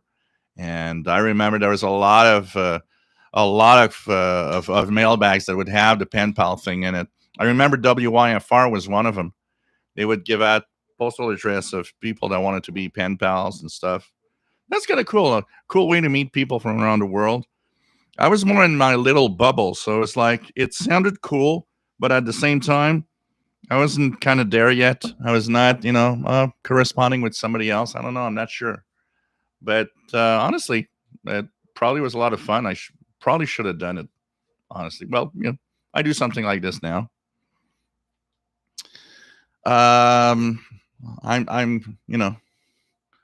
gathering my friends live on YouTube in the live shows. Craig, what time does this broadcast start and end? Well, there's no fixed time, but it starts at 4 p.m. Eastern time every Saturday, which is 20 hours UTC in the summer. But there's no fixed length. It could be 2 hours. It could be an hour and a half. It could be 3 hours. We had some 5 hours. Depends on, what we have to talk about and how long we go. Jim Gordon says Radio Berlin International had a very popular listeners club. I think it's Radio Berlin. I said Radio Sofia, Bulgaria, but now I think it's Berlin. So 14881. Is there something there for me? Somebody said there was a strong carrier. Oh, wow, yeah. It is there.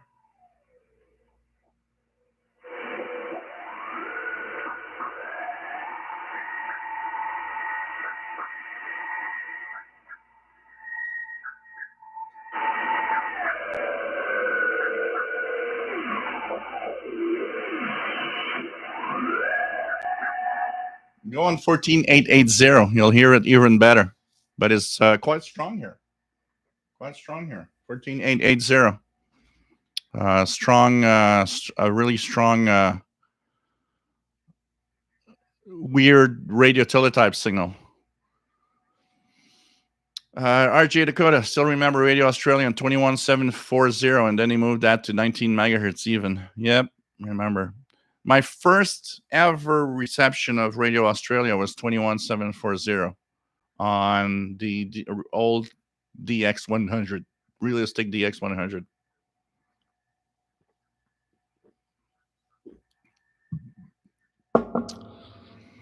Anthony Friends as a strong carrier on 14881, Shortwave Archive, Radio New Zealand, and KBS. Yep, these are good morning listening.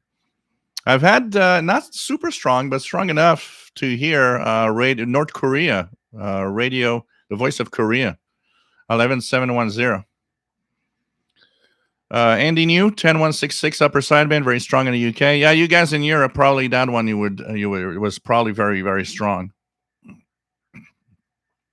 Joey Jojo picking up something on 14881 in Ontario, Canada.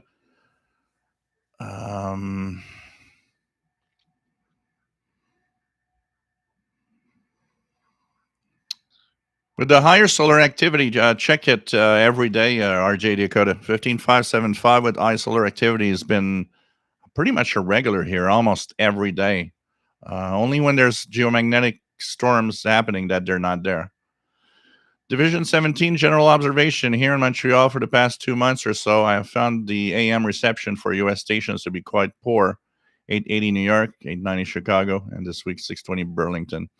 Yeah, well, first there's the summer thing. You know, that's why a lot of AM DXers will often DX in the winter more than the summer. But also what is playing against us, there's been a lot of solar disturbances and a lot of geomagnetic storming going on. That affects the AM medium wave band a lot at our level, at our latitude here in Montreal. Because, you know, we're 45.5 degrees north. So we actually have more effect from any polar disturbance here than, say, somebody in Florida. And of course, there are people that are even worse than us, like people like there are people in Alberta and in parts of Canada that are even more close to the Arctic Circle than we are. And they get affected even more with disturbances. Tristan, strong signal 14881. Blogger die got the CW on 10167 and or 10166 upper sideband on PL 880 outdoors with the whip, Central Virginia. Fred Water, Royal Canadian Air Force was great, but it lost something when it switched to TV.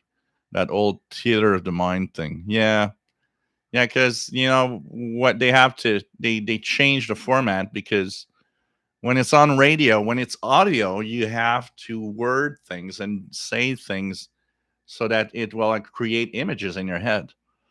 When you got the TV thing, the images are there, so texts are definitely different. Francis Moore got 14881 in the UK. Blogger Die says, I was surprised to learn that receiving transmission from North Korea is illegal in South Korea. Oh, I didn't know that. Really? Wow. That's interesting.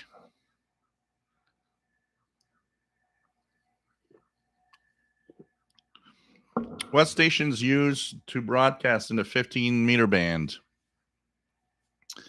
Well, there's a lot of stations. I have tons of QSLs of almost every station that I QSL'd a lot. Almost all of them, I got a QSL from one of their 15-meter frequency in the day. Right now, 15 meters has quite an interesting mix of stations. Tune around because of the high solar activity. A lot of stations have been using 15 meters more. Anthony France here but down in the noise in West Coast, Florida. Dwayne Trivet has got 14880 RTTY. James Farley is using FT8CN, great FT8 app for Android. John Tampa. As we have.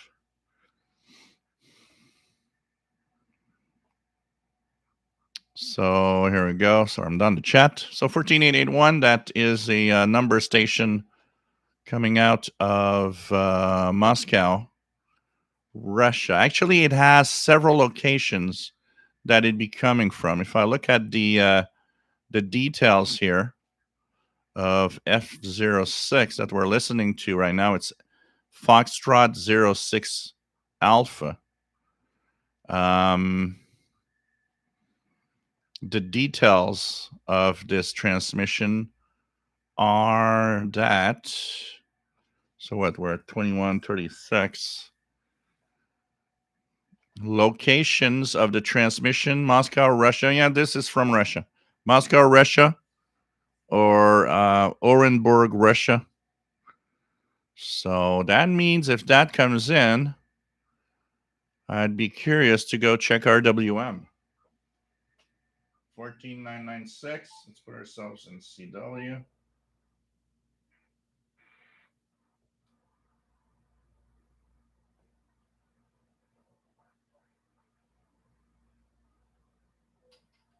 Yep. It's not super strong, but I hear the carrier of RWM, Moscow, Russia time signal. 14996. And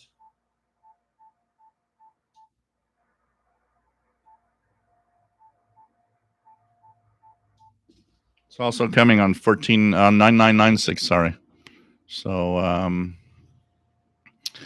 next frequency for time. Next frequency for number station, there's 9267 upper sideband, 926 CW, sorry, 9267 CW or 9266 upper sideband, which is Morse code also.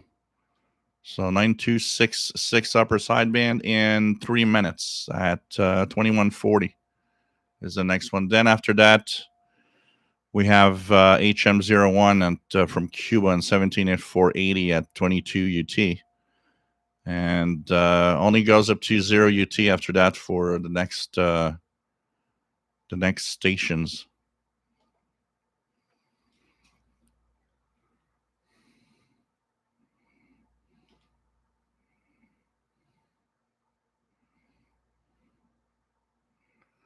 So what else do we have?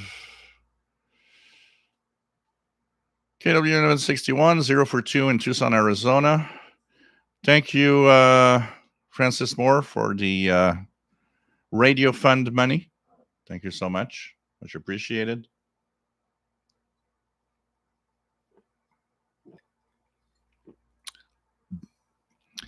Yeah, because it doesn't have the same purpose. Shortwave archive.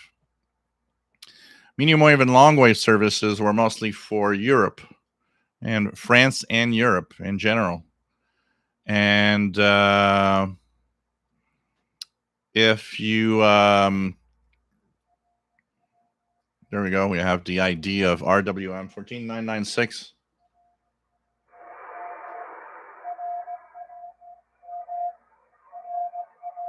That's RWM in Morse code from Moscow, Russia time signal 14996.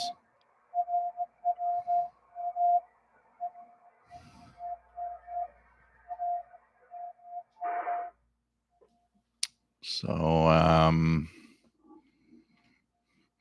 like I was saying, you know, the medium wave long wave was mostly for France and Europe in general. The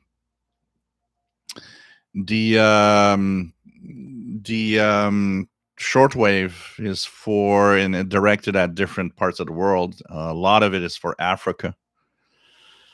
And actually, I was telling Sheldon how it's so interesting to listen. I was listening to Radio France International for Africa the other day, and they had a news bulletin. And it kind of made me realize how I have the impression of not living on the same planet.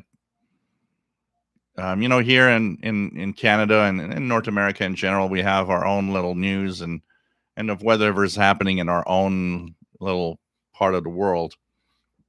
Our local news outlets don't have a lot of international news. There's a lot of stuff we don't know about. Like, you know, listening to the BBC, I know that Thailand right now has no prime minister and that it's creating a problem. There's all sorts of things like that, you know, we hear about Sudan happening, a lot of things happening there. And That's what I like. I was listening to Radio France Africa services. Man, all the stuff that I heard there is like, man, I have the impression of not living on the same planet as all of these people. It's crazy. Um, Craig, you mean my postal address or an email for PayPal? If you guys want to do it through PayPal, by the way, for the radio fund, it's this is the PayPal address. If you'd like me to purchase more radios, you can send the funds there. Use that for radio and antennas and all sorts of things that could be useful. TB Dostrowski, nice to have you here from Medicine Hat, Alberta. If you want to have the postal address, you can send me an email at the official Shortwave radio at gmail.com, email that I put, or you can just go on QRZ.com. My full postal address is there with my VE2 Zulu India call sign, VE2ZZI.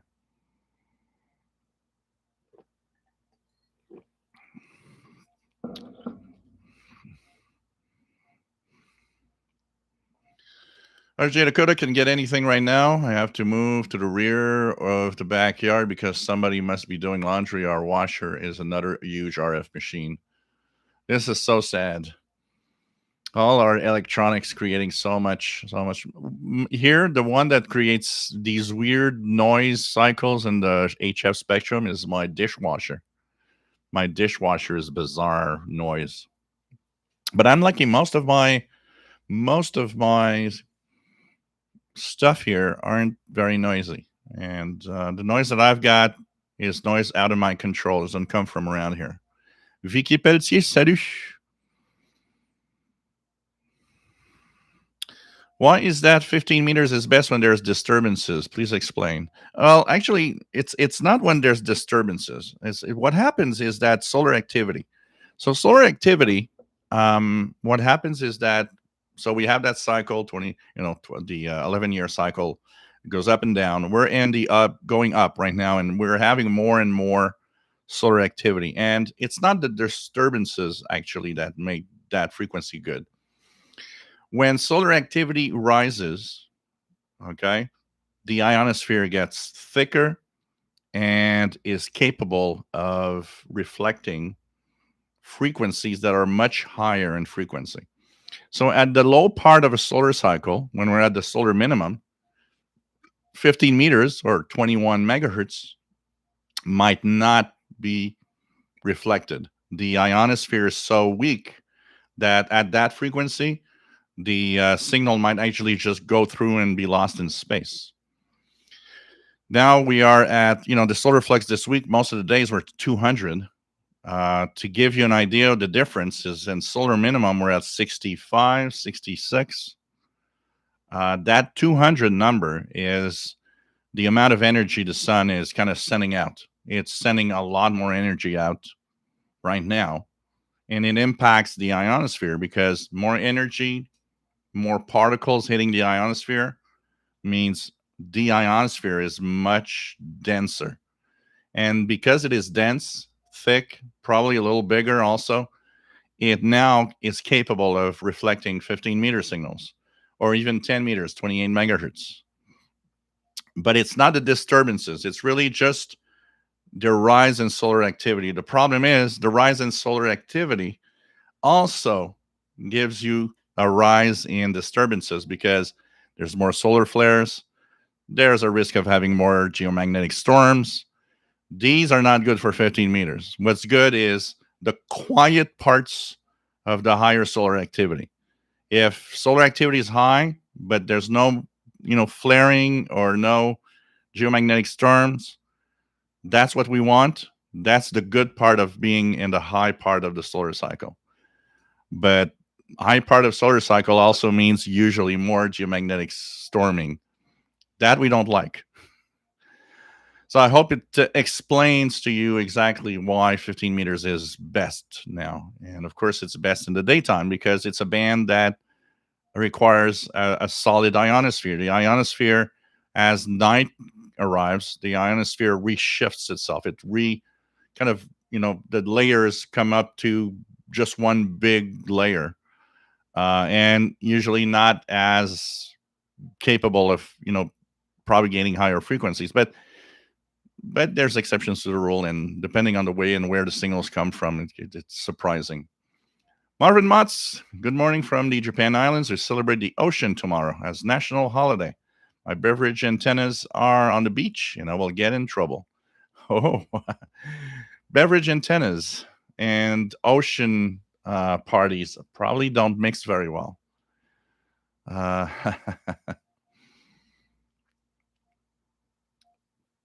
Yeah, so like I said, Craig, for the donations, send me an email to officialshortwaveradio@gmail.com, and I'll send you my postal address there.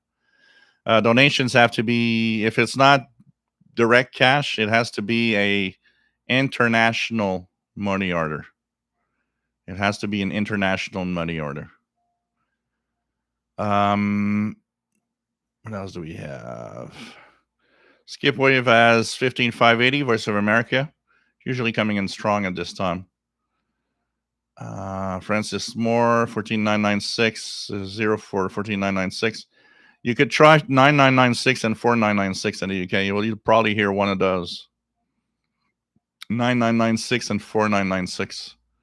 Mike WX50, nice to have you here from Northwest Arkansas. Rex, no joy for the risky CW on 14996, which is for atmospheric noise in Central Texas. Nice to have you here, KC5AGO. David's Radio Room. Have you tried to get a QCell card from my dishwasher? The problem is I don't know exactly where to send for it. Do I send it to my postal address, care of Dishwasher?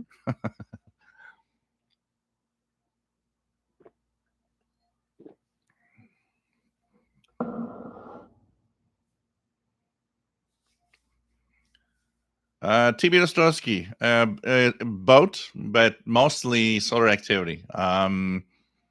If you guys remember, a couple of years ago, like even last year for a part, when solar activity was lower, you guys might remember that their summer frequency of Radio New Zealand was something like 13840. They were in the 22 meter band. This year, they chose to keep 15720 because the higher solar activity. The reason why 15720 is booming in is mostly because of solar activity. Yes, Radio New Zealand does have 100 kilowatts in that transmitter. That's kind of a lot of power. But, here on the East Coast, Radio New Zealand is a harder one to receive than you guys in Alberta. But it's been tremendously strong and really good since, even since almost winter. That's another example of how solar activity affects the frequency. 15720 for the East Coast of North America is a summer thing. We get that in the summer. That's the time we hear it. Longer days and the path of daylight between New Zealand and North America gives us that capability. But the thing is, now that the solar activity is so high, even in the shorter days, I expect 15720 to continue being powerful because there's a pattern. And when we were in the low part of solar activity, there was a pattern. You could see that 15720 was here in Montreal. It was starting to get weaker and weaker when we started to get into August. And as we moved into September, we lost 15720 wasn't there anymore. This year, I expect that August, September is still going to be there because of the high solar activity, which does definitely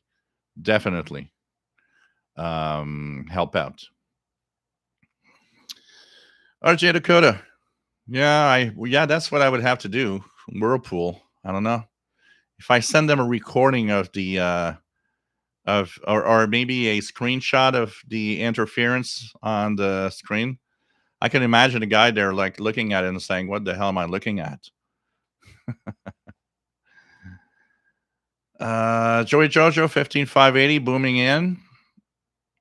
And I can try it. 15580. It's usually pretty good here too. 15580. It's not super strong. It's usually stronger than that. I was surprised. I usually get it better than that. Kamikaze 76. Nice to have you here from Western Michigan. David in Barcelona. ¿Cómo está, mi amigo? I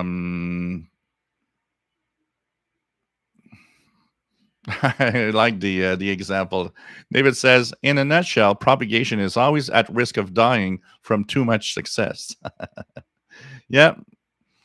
When he wants to be a superstar, then it just explodes, and then it becomes, muted, as we can say. John Beckham, Radio Spain, 17855. Yeah, usually comes in well back.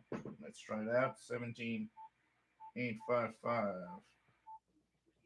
Well, how strong that is. Así que hemos colaborado con él para incluir los contenidos. That's really good. Pues para las imágenes, para construir el. Spain is really, really good. 17855. Good night, RY491. Take care, my friend. RJ Dakota, you have to send for the manufacturer of your machine. RJ Dakota 15720, more of a summer thing here too. Yeah, this follows the patterns of such a long time ago. For me, Radio Australia in the evening, it in my teenage years, I remember Radio Australia in the evening was a summer thing. I could hear the 17795 frequency really well, like June, July, part of August. But as there was this pattern as a teenager going back to school. There was kind of, for me in my head, there's kind of a match between, as 17795 is slowly fading out in August. It also reminded me that, it's back to school time, which bummed me out. I didn't hate school, but I was very happy in my summer vacation. So it's like, it's funny because I was talking about that with a friend. I said, it's funny. It's like, I hear these kids saying, oh, I'm really, really glad to go back to school. And I'm like, I never had that. I'm very happy to go back to school. I didn't hate school, like I said, and school was fine. But if he had to give me a chance, or I'd rather be in vacation, and do some shortwave listening all day, because a lot of it was that. Part of my teenage years was simple. 3 things I would do in my teenage years for several years was, like when I was 14, 15, 13, when I started. Part of my day was shortwave listening. Part of my day was Commodore computers. Part of my day was, it's beautiful, let's go play frisbee, tennis, whatever, outside with some of my friends. So I would have a mix of all of that. That was my summer pretty much. Just enjoying life, receiving QSL cards in the mail, and just so happy listening to Radio Australia at night. But so for me, the propagation conditions, and the same was true, like when school ended in June, I could start hearing Radio Australia and all of that coming in strong, the stations I liked. And I was like, Radio Australia is back on 17795. Summer vacation is almost here. It's interesting, the feels and the things you have with all of that back in the day. And, I remember one of my, you know what? I'll give you an example of my listening evenings in the summer on the bands, okay? Because I remember most of the stations I would listen to. In my summer listening in my teenage years in the 80s, probably the first part of the evening, like from, let's say, from 6 p.m. to 10 p.m., that range, that 4-hour range there, 6 to 10. A lot of European stuff. So Radio Berlin, Radio Moscow, Swiss Radio International, Radio Sweden, things like that. That was my evening. And of course, there were so many stations that, depending on the night, was a different stations and different programming. But starting at 10, there was less. There were some. There's still a lot, but there was a lot of the stations would focus on Western North America suddenly because that's where the evening prime time was. So signals were tend to be weaker for a lot of the stations from Europe. So I would switch my listening to other things, and the station starting 10 p.m. I would start chasing the higher frequencies.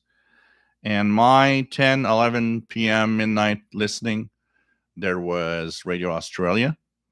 But I remember listening to the United Arab Emirates. And I still remember 15410 was the frequency they were using. And I would listen to that broadcast was for North America. And it was at 03 UT, which was like 11 p.m. So that was part of my listening. Radio Australia, United Arab Emirates. And sometimes I'd get, around midnight back in the day, there was a lot of stuff still. So it was like, okay, I can I remember listening to Transworld Radio Monaco, which was like late at night, like midnight or something. There's a few stations like that I would listen to. One of my favorite stations that I missed a lot when it went away was, today we have Radio Nacional Amazona, which is a Radio Bras station. That organization had a station called Radio Nacional do Brasil, which had a 1-hour English program every night to North America. And I loved that. I would listen to that all the time. The good old days, when we say there's a lot of stuff back then, yeah, good old days. But, I love shortwave today. And I got to say that I still enjoy my evenings, and there's still that pattern. I still have that pattern of summertime listening, which is great and, just amazing. Just going to check something here.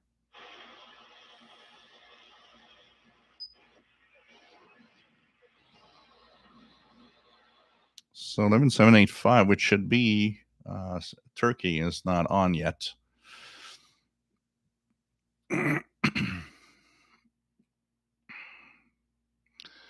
But, propagation and high propagation definitely makes a difference. That's for sure. Lagardai 14996.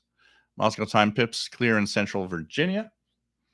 Ricky, for much of the day, New Zealand splits our 100 kilowatt output into about 335 degree antenna in parallel. So really you're getting 50 kilowatts, which is even more amazing. Yeah. But, I say it all the time. Power is overrated. And, when we think of 100 kilowatts and we say we go down to 50 kilowatts, the difference in signal strength is not that much, actually. I often say it, you got to be, unless you're 10 times more powerful, these types of differences, like 2 times more powerful, the signal is not 2 times stronger. It's a little bit stronger. Yeah,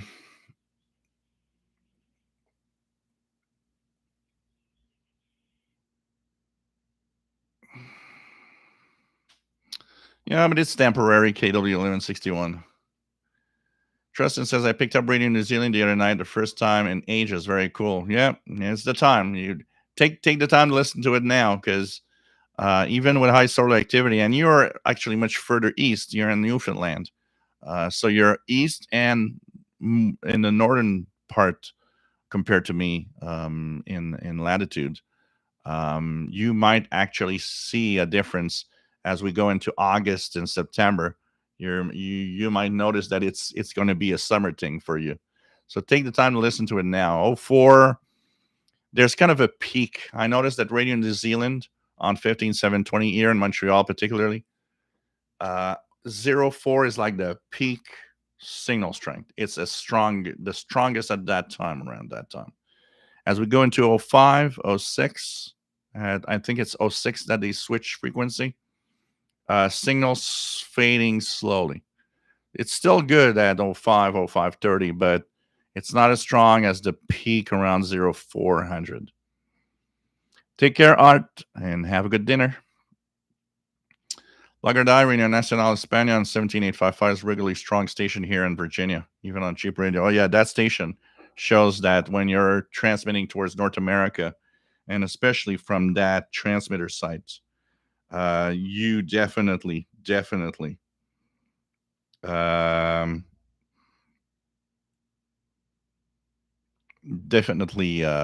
amazing signal all the time. I mean, even when nothing's on the band because conditions are, Spain's there. John Beckham, WWV, 20 megahertz in Northeast Florida. Lagarde didn't have computers when he was a teenager. Yeah, well, I'm was one of the lucky ones that had a Commodore. Because even, what, among my friends, one of my best friends had a Commodore 64, but most people around me didn't have a computer.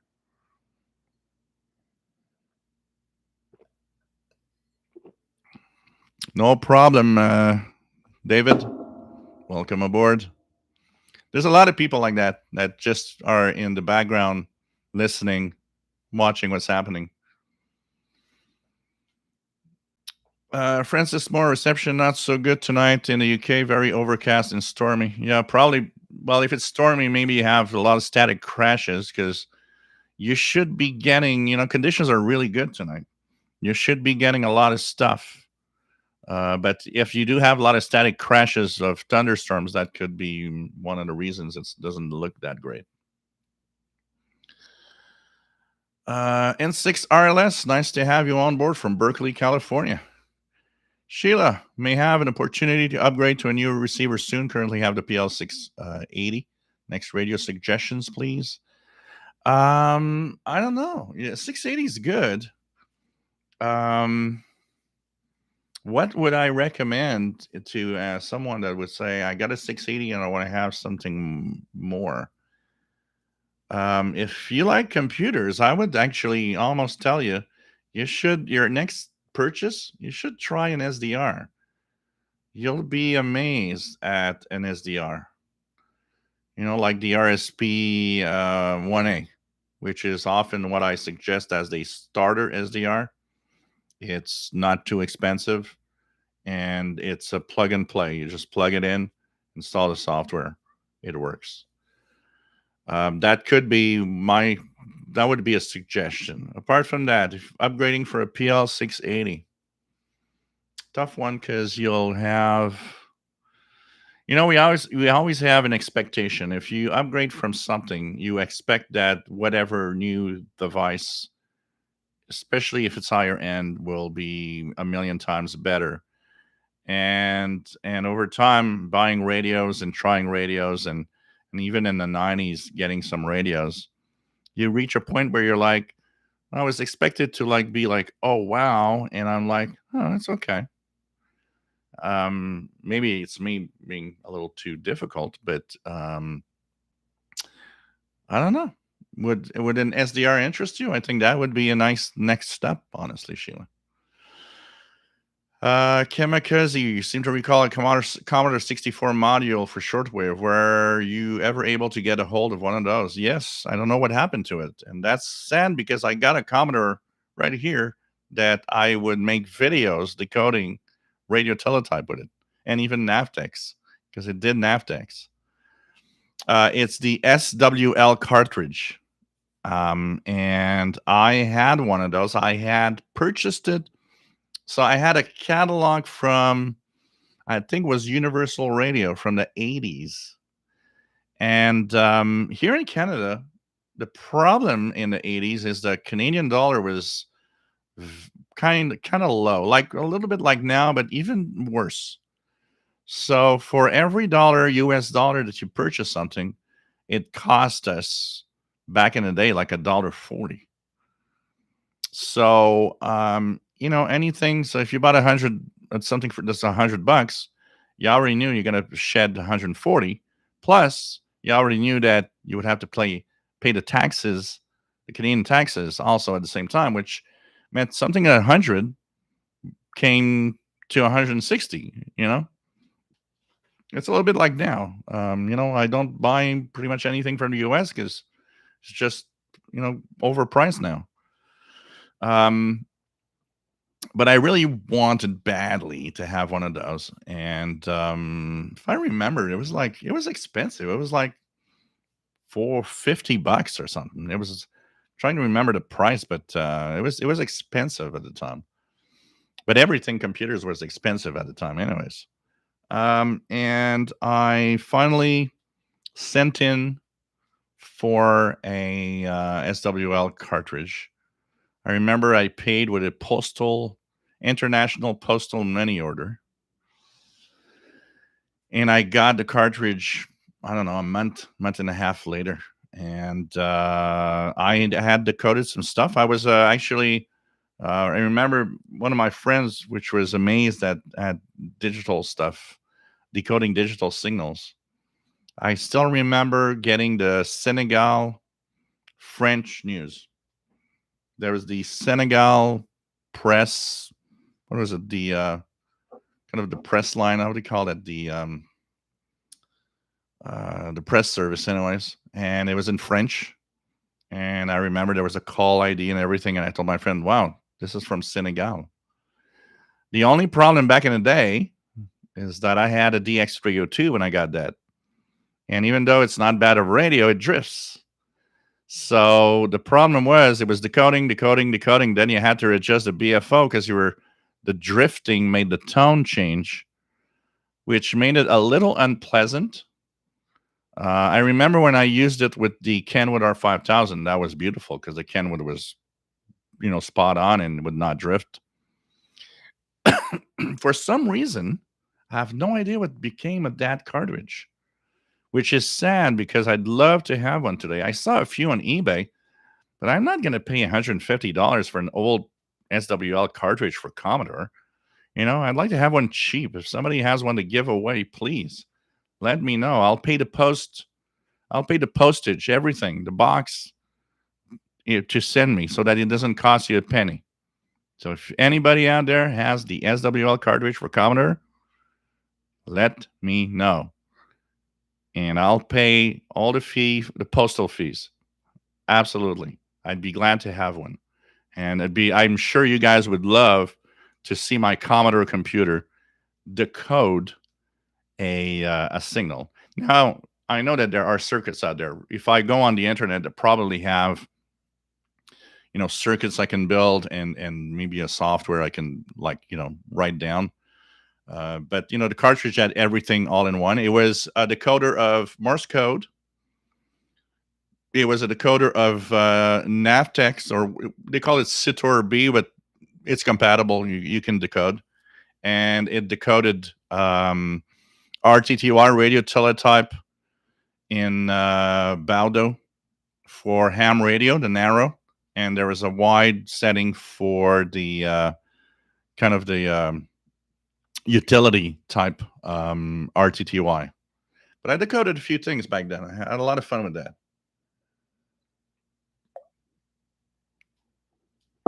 It took me a lot of time. I remember it took me a lot of time to decode my first digital mode. But when I was successful, oh boy, that was fun.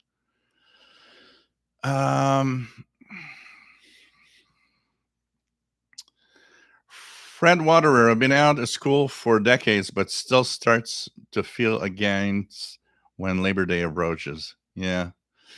I went to a store yesterday, and I was amazed. To see the back to school stuff already. We're what? July 15th. Man, school just ended 3 weeks ago. It's like, whoa, back to school already? Dang.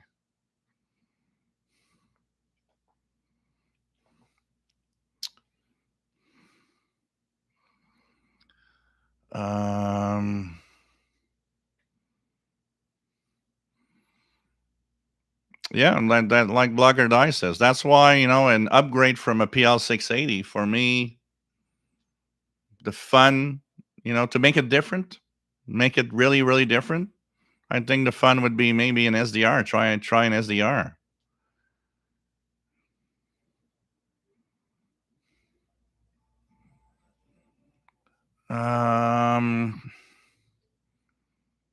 Craig, favorite shortwave station, HCJB. Used copper wire antenna. Yep, I had 100 feet going over the roof where I lived when I was a teenager.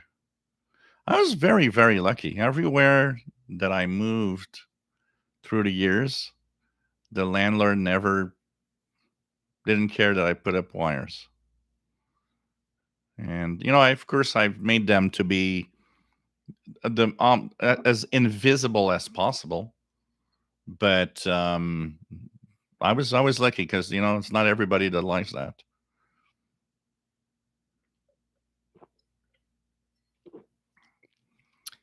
It's your boy Art. Is there any radio traffic on the frequencies that Amelia Earhart once transmitted on? I don't know. I have no idea. I don't even know what frequencies. Mike WX50, my favorite station was Radio Luxembourg on 6090. Blogger Die is listening to soccer and shortwave, although the only word I know is ghoul. I like the, you listen to Radio Exterior de España or you listen to Radio Nacional Amazona, the excitement. It's like you're sitting there. In my case, as I'm sitting there, I don't understand whatever they're saying, but it sounds exciting. It's like, wow, I want to be part of whatever's happening. Fred Water used to listen to Radio Australia, HCJB, BBC, Radio Moscow. Always fun to hear Uncle Joe Adamov in his spin. Yep. John Beckham, I have become very close to my Anrangda K603, which is much better and more sensitive version of the Reticus V115.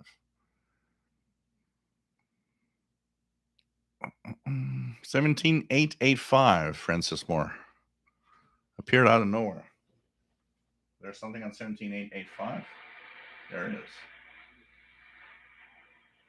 No, there isn't.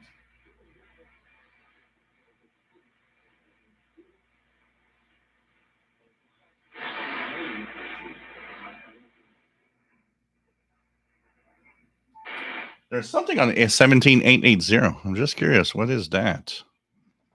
What is that? 17880.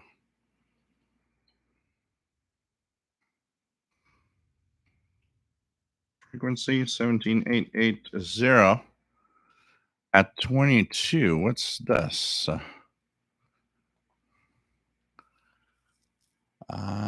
22. China radio in Spanish. It sounded Spanish. Direct from Beijing. That is nice. 17880. I'm getting the Spanish China Radio International directly from Beijing transmitter site. Oh, that's cool.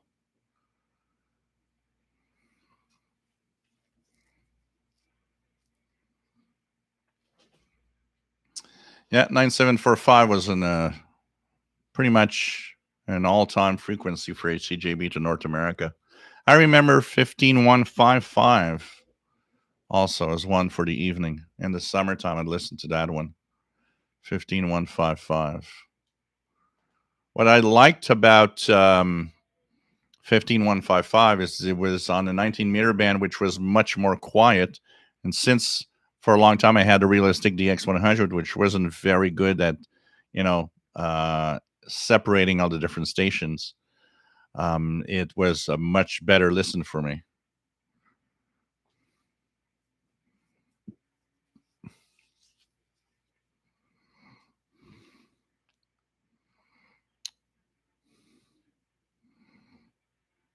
RG Dakota radios are a bit better now, so it makes it easier for you to find them. Back in the day, RNZ was obscure, but Radio New Zealand back in the day was not powerful also. Radio New Zealand in the 80s, before they purchased the transmitters, 100 kilowatts transmitters, they were only 7.5 kilowatts. It wasn't a very powerful station.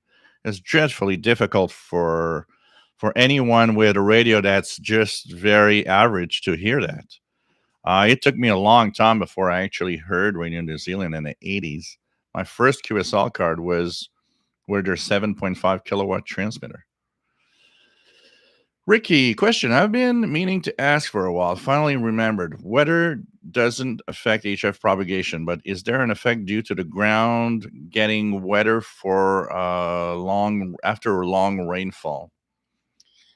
On shortwave, once again, that does not have much of an effect, but it might have an effect as you go lower than HF, lower than shortwave. Medium wave and even long wave might be much more affected by a wet soil. Yeah, a wet ground, especially on big distances. Like, say there's a big storm, hundreds of kilometers of ground is wet. On the very low frequencies, that could have a effect. Maybe a little bit on the very low part of shortwave, like 3, 4, 5 megahertz. But technically, we always, and even with that, we don't usually have much of an effect of rain and the wet ground and all of that. There could be an effect, local effect, meaning that you might notice an effect because if your station is grounded, because the soil now is wet, the conductivity with that ground is actually better. So that people could have seen some differences with a grounded station. But overall, on the shortwave spectrum, whether the ground is wet or not, and the weather outside, except for static crashes, usually doesn't have much of an effect.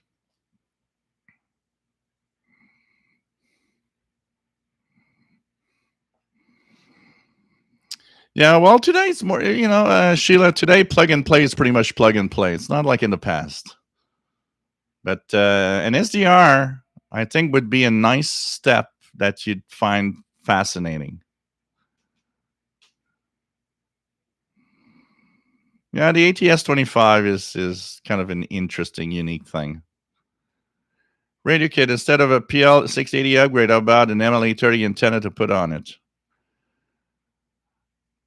Sometimes, yeah, could be an antenna, could be all sorts of things. Arthur, I'm getting my first tabletop shortwave receiver tomorrow, Panasonic RF4900. So, nice rig. Yeah, Newswires, fil de presse. Yeah, that's it, Newswires.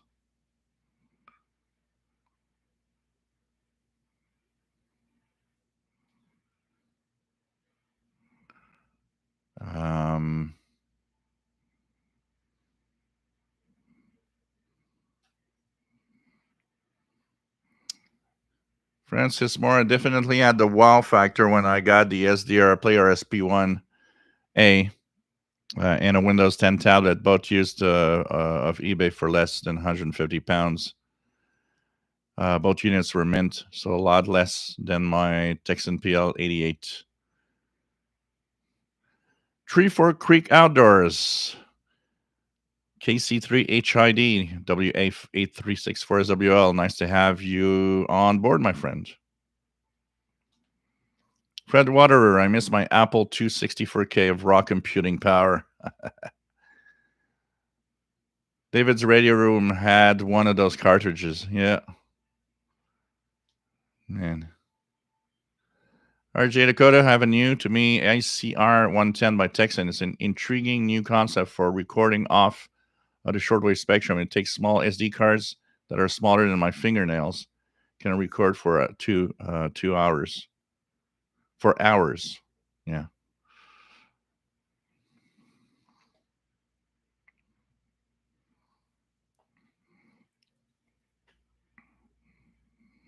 Timmy Dostowski, I'm an Apple guy. My impression is SDR software is mostly a PC thing, which makes sense. But is there a decent software for Mac users in SDR?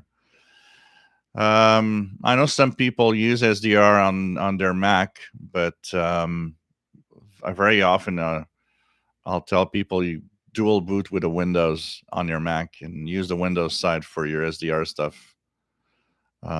It's The sheer factor of the software available for Windows is mostly because of a numbers game more than anything else. Why is there more choice on Windows? Because, 90% of the 85, 90% of the PCs out there are Windows machines. So if you have to make a software, you make it for the more popular platform. And there's not a lot of people that actually do go around. One of the choices that's coming that might be interesting for you will be the SDR Play devices. There's going to be SDR Connect coming later this year. SDR Connect is the new software that's going to replace SDR Uno for the SDR Play devices. That is supposed to be Windows, Mac, and Linux. So that would probably give you a really good piece of software. From what I've seen, the screenshots looks pretty interesting, and will work, of course, with the SDR Play devices. Radio Kid, I was in Walmart yesterday, and the Halloween candy is already out. Dang, Halloween candy, July 15th. You sure it's not the Halloween candy of last year? V3FAL, Fred, nice to have you on board from Thunder Bay, Ontario. Utility Communications was loads of fun. Was utility editor of a few of the Canadian magazines years ago.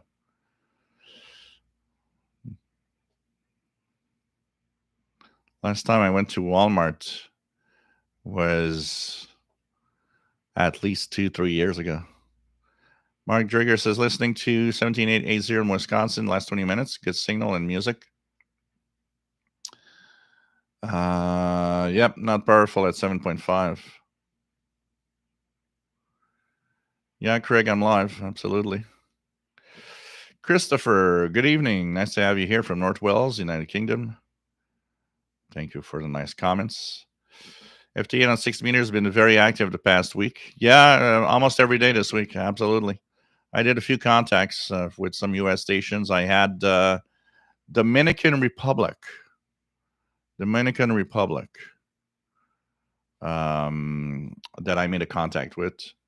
And there's another station with, what was the place? Dominican Republic. I saw a Venezuela station. I saw a couple of stations that were interesting in the Caribbean.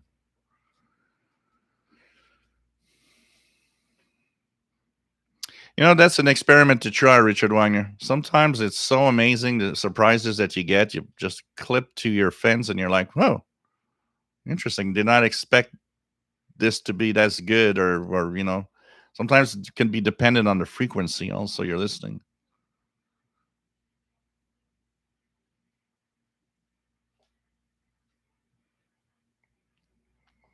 No problem, Ricky. Hey, Matt, MDK2, nice to have you on board. Christopher, do you have any long wave stations left in Canada? We have almost lost all broadcast stations here in the UK.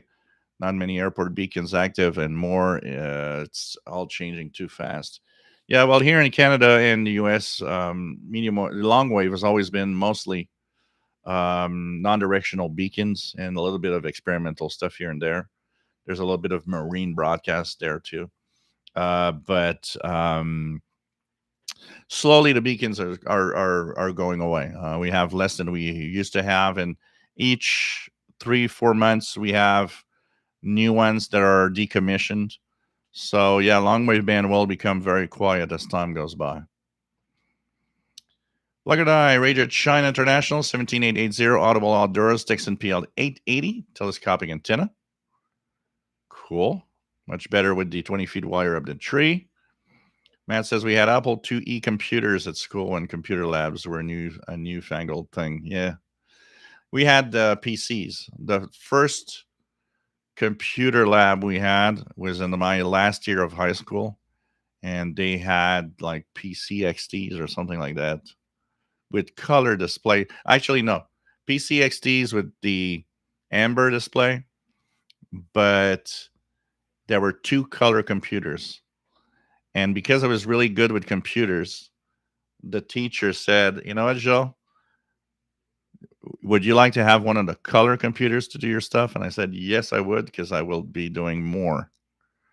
And I had done a demo in the end where there was a flying saucer getting off the ground, moving away, kidnapping a human or something, and flying away with music. Because I understood that there was a music, like a sound blaster card in it. So people were like, this is so freaking amazing. Music and video. I remember the teacher telling me, "Can I keep the copy of this?" I said, oh, "Absolutely." And I have it on a 5.25-inch floppy here. I just don't have a machine to run it on. I'm not even sure the floppy still is readable. Tristan, I can't speak for the PL680, but when I replaced my PL600 with PL330, there was a huge improvement in reception and audio quality. Well, on the PL600, there is a huge improvement in audio quality, particularly because the PL600 does have a harsh audio, but it's not the case of the PL680. And the PL680 is very sensitive. So replacing it with a PL330 is it's a different thing.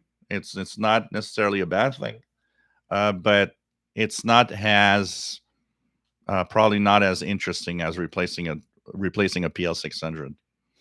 Jim from Rhode Island, nice to have you here.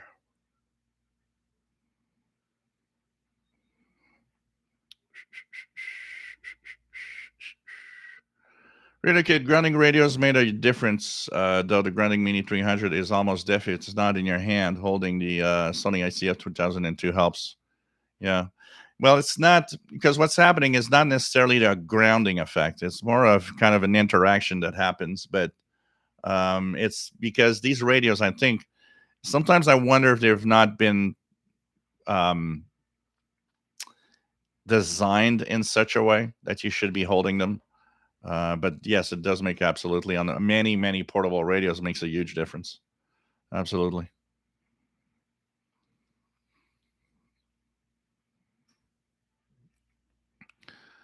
Christopher got the clone, SDR clone. Yeah, the only difference is that it won't be compatible with the newer software. When they make updates in the software, they block the clones. So you'll be stuck with the software you've got.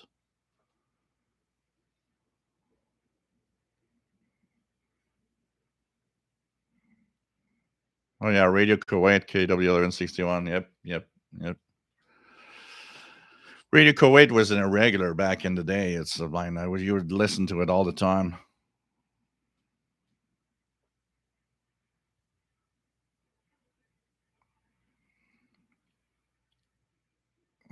Craig, has anyone ever received 4VH and OET? I'm able to tune in on Facebook and online. Back in the 80s, I heard 4930 kilohertz. They were I have a QSL card actually from them. They had game shows back in the day, French language game shows. I still remember 4930, but they've been gone of shortwave since the 80s. They left somewhere in the mid 80s. Their transmitter broke down, didn't have any money to repair it. They have I think it's an FM outlet. They still have an FM outlet on the, and they have a stream. Christopher, interesting pirate on 6130 called Radio Europe. I'm not sure if it is a pirate. It may have a license. Does anybody know more about this station? 6130.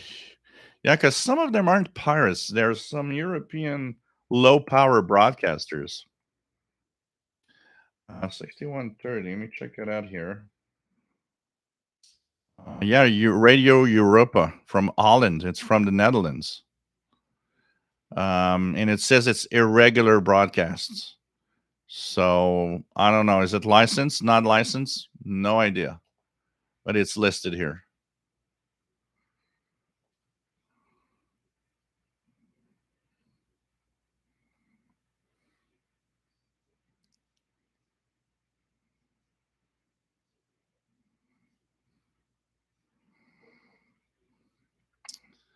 What else do we have? Let's go down.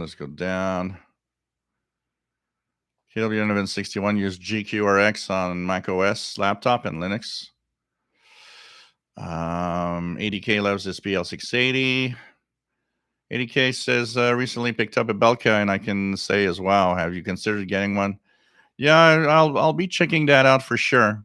For sure, I'm intrigued. People that have it seem to be to love it. So this is going to be an interesting. I think it would be maybe an interesting purchase for the next one to compare with other stuff. I'm just curious.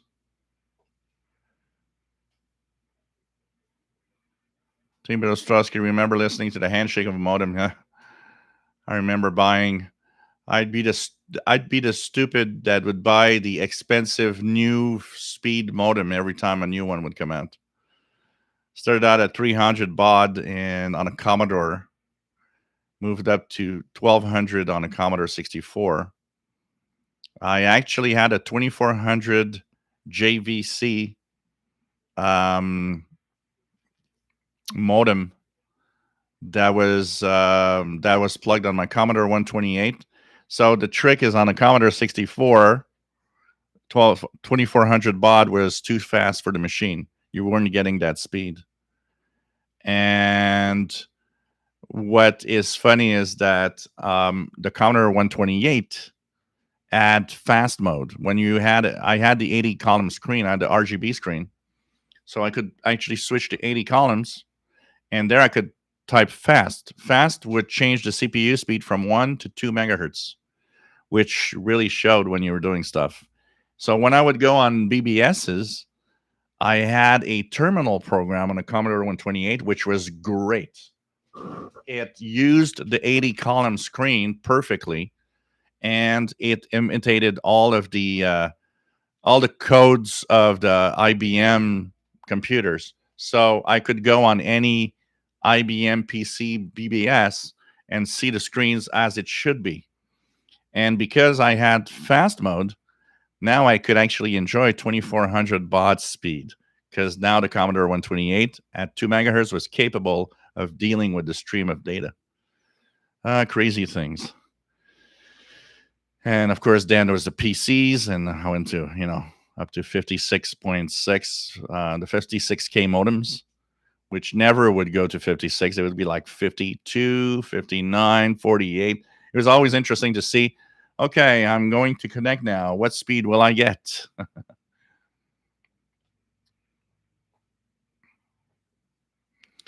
Hey, George from Mexico. Nice to have you here. Adam Lozo, you got great memory. It's impressive. Oh, I've always had. That has always been my friend in life. My amazing memory. It's helped me in my jobs because I was always remembering everything. And I still remember a lot of the stuff from the past. Can tell you that.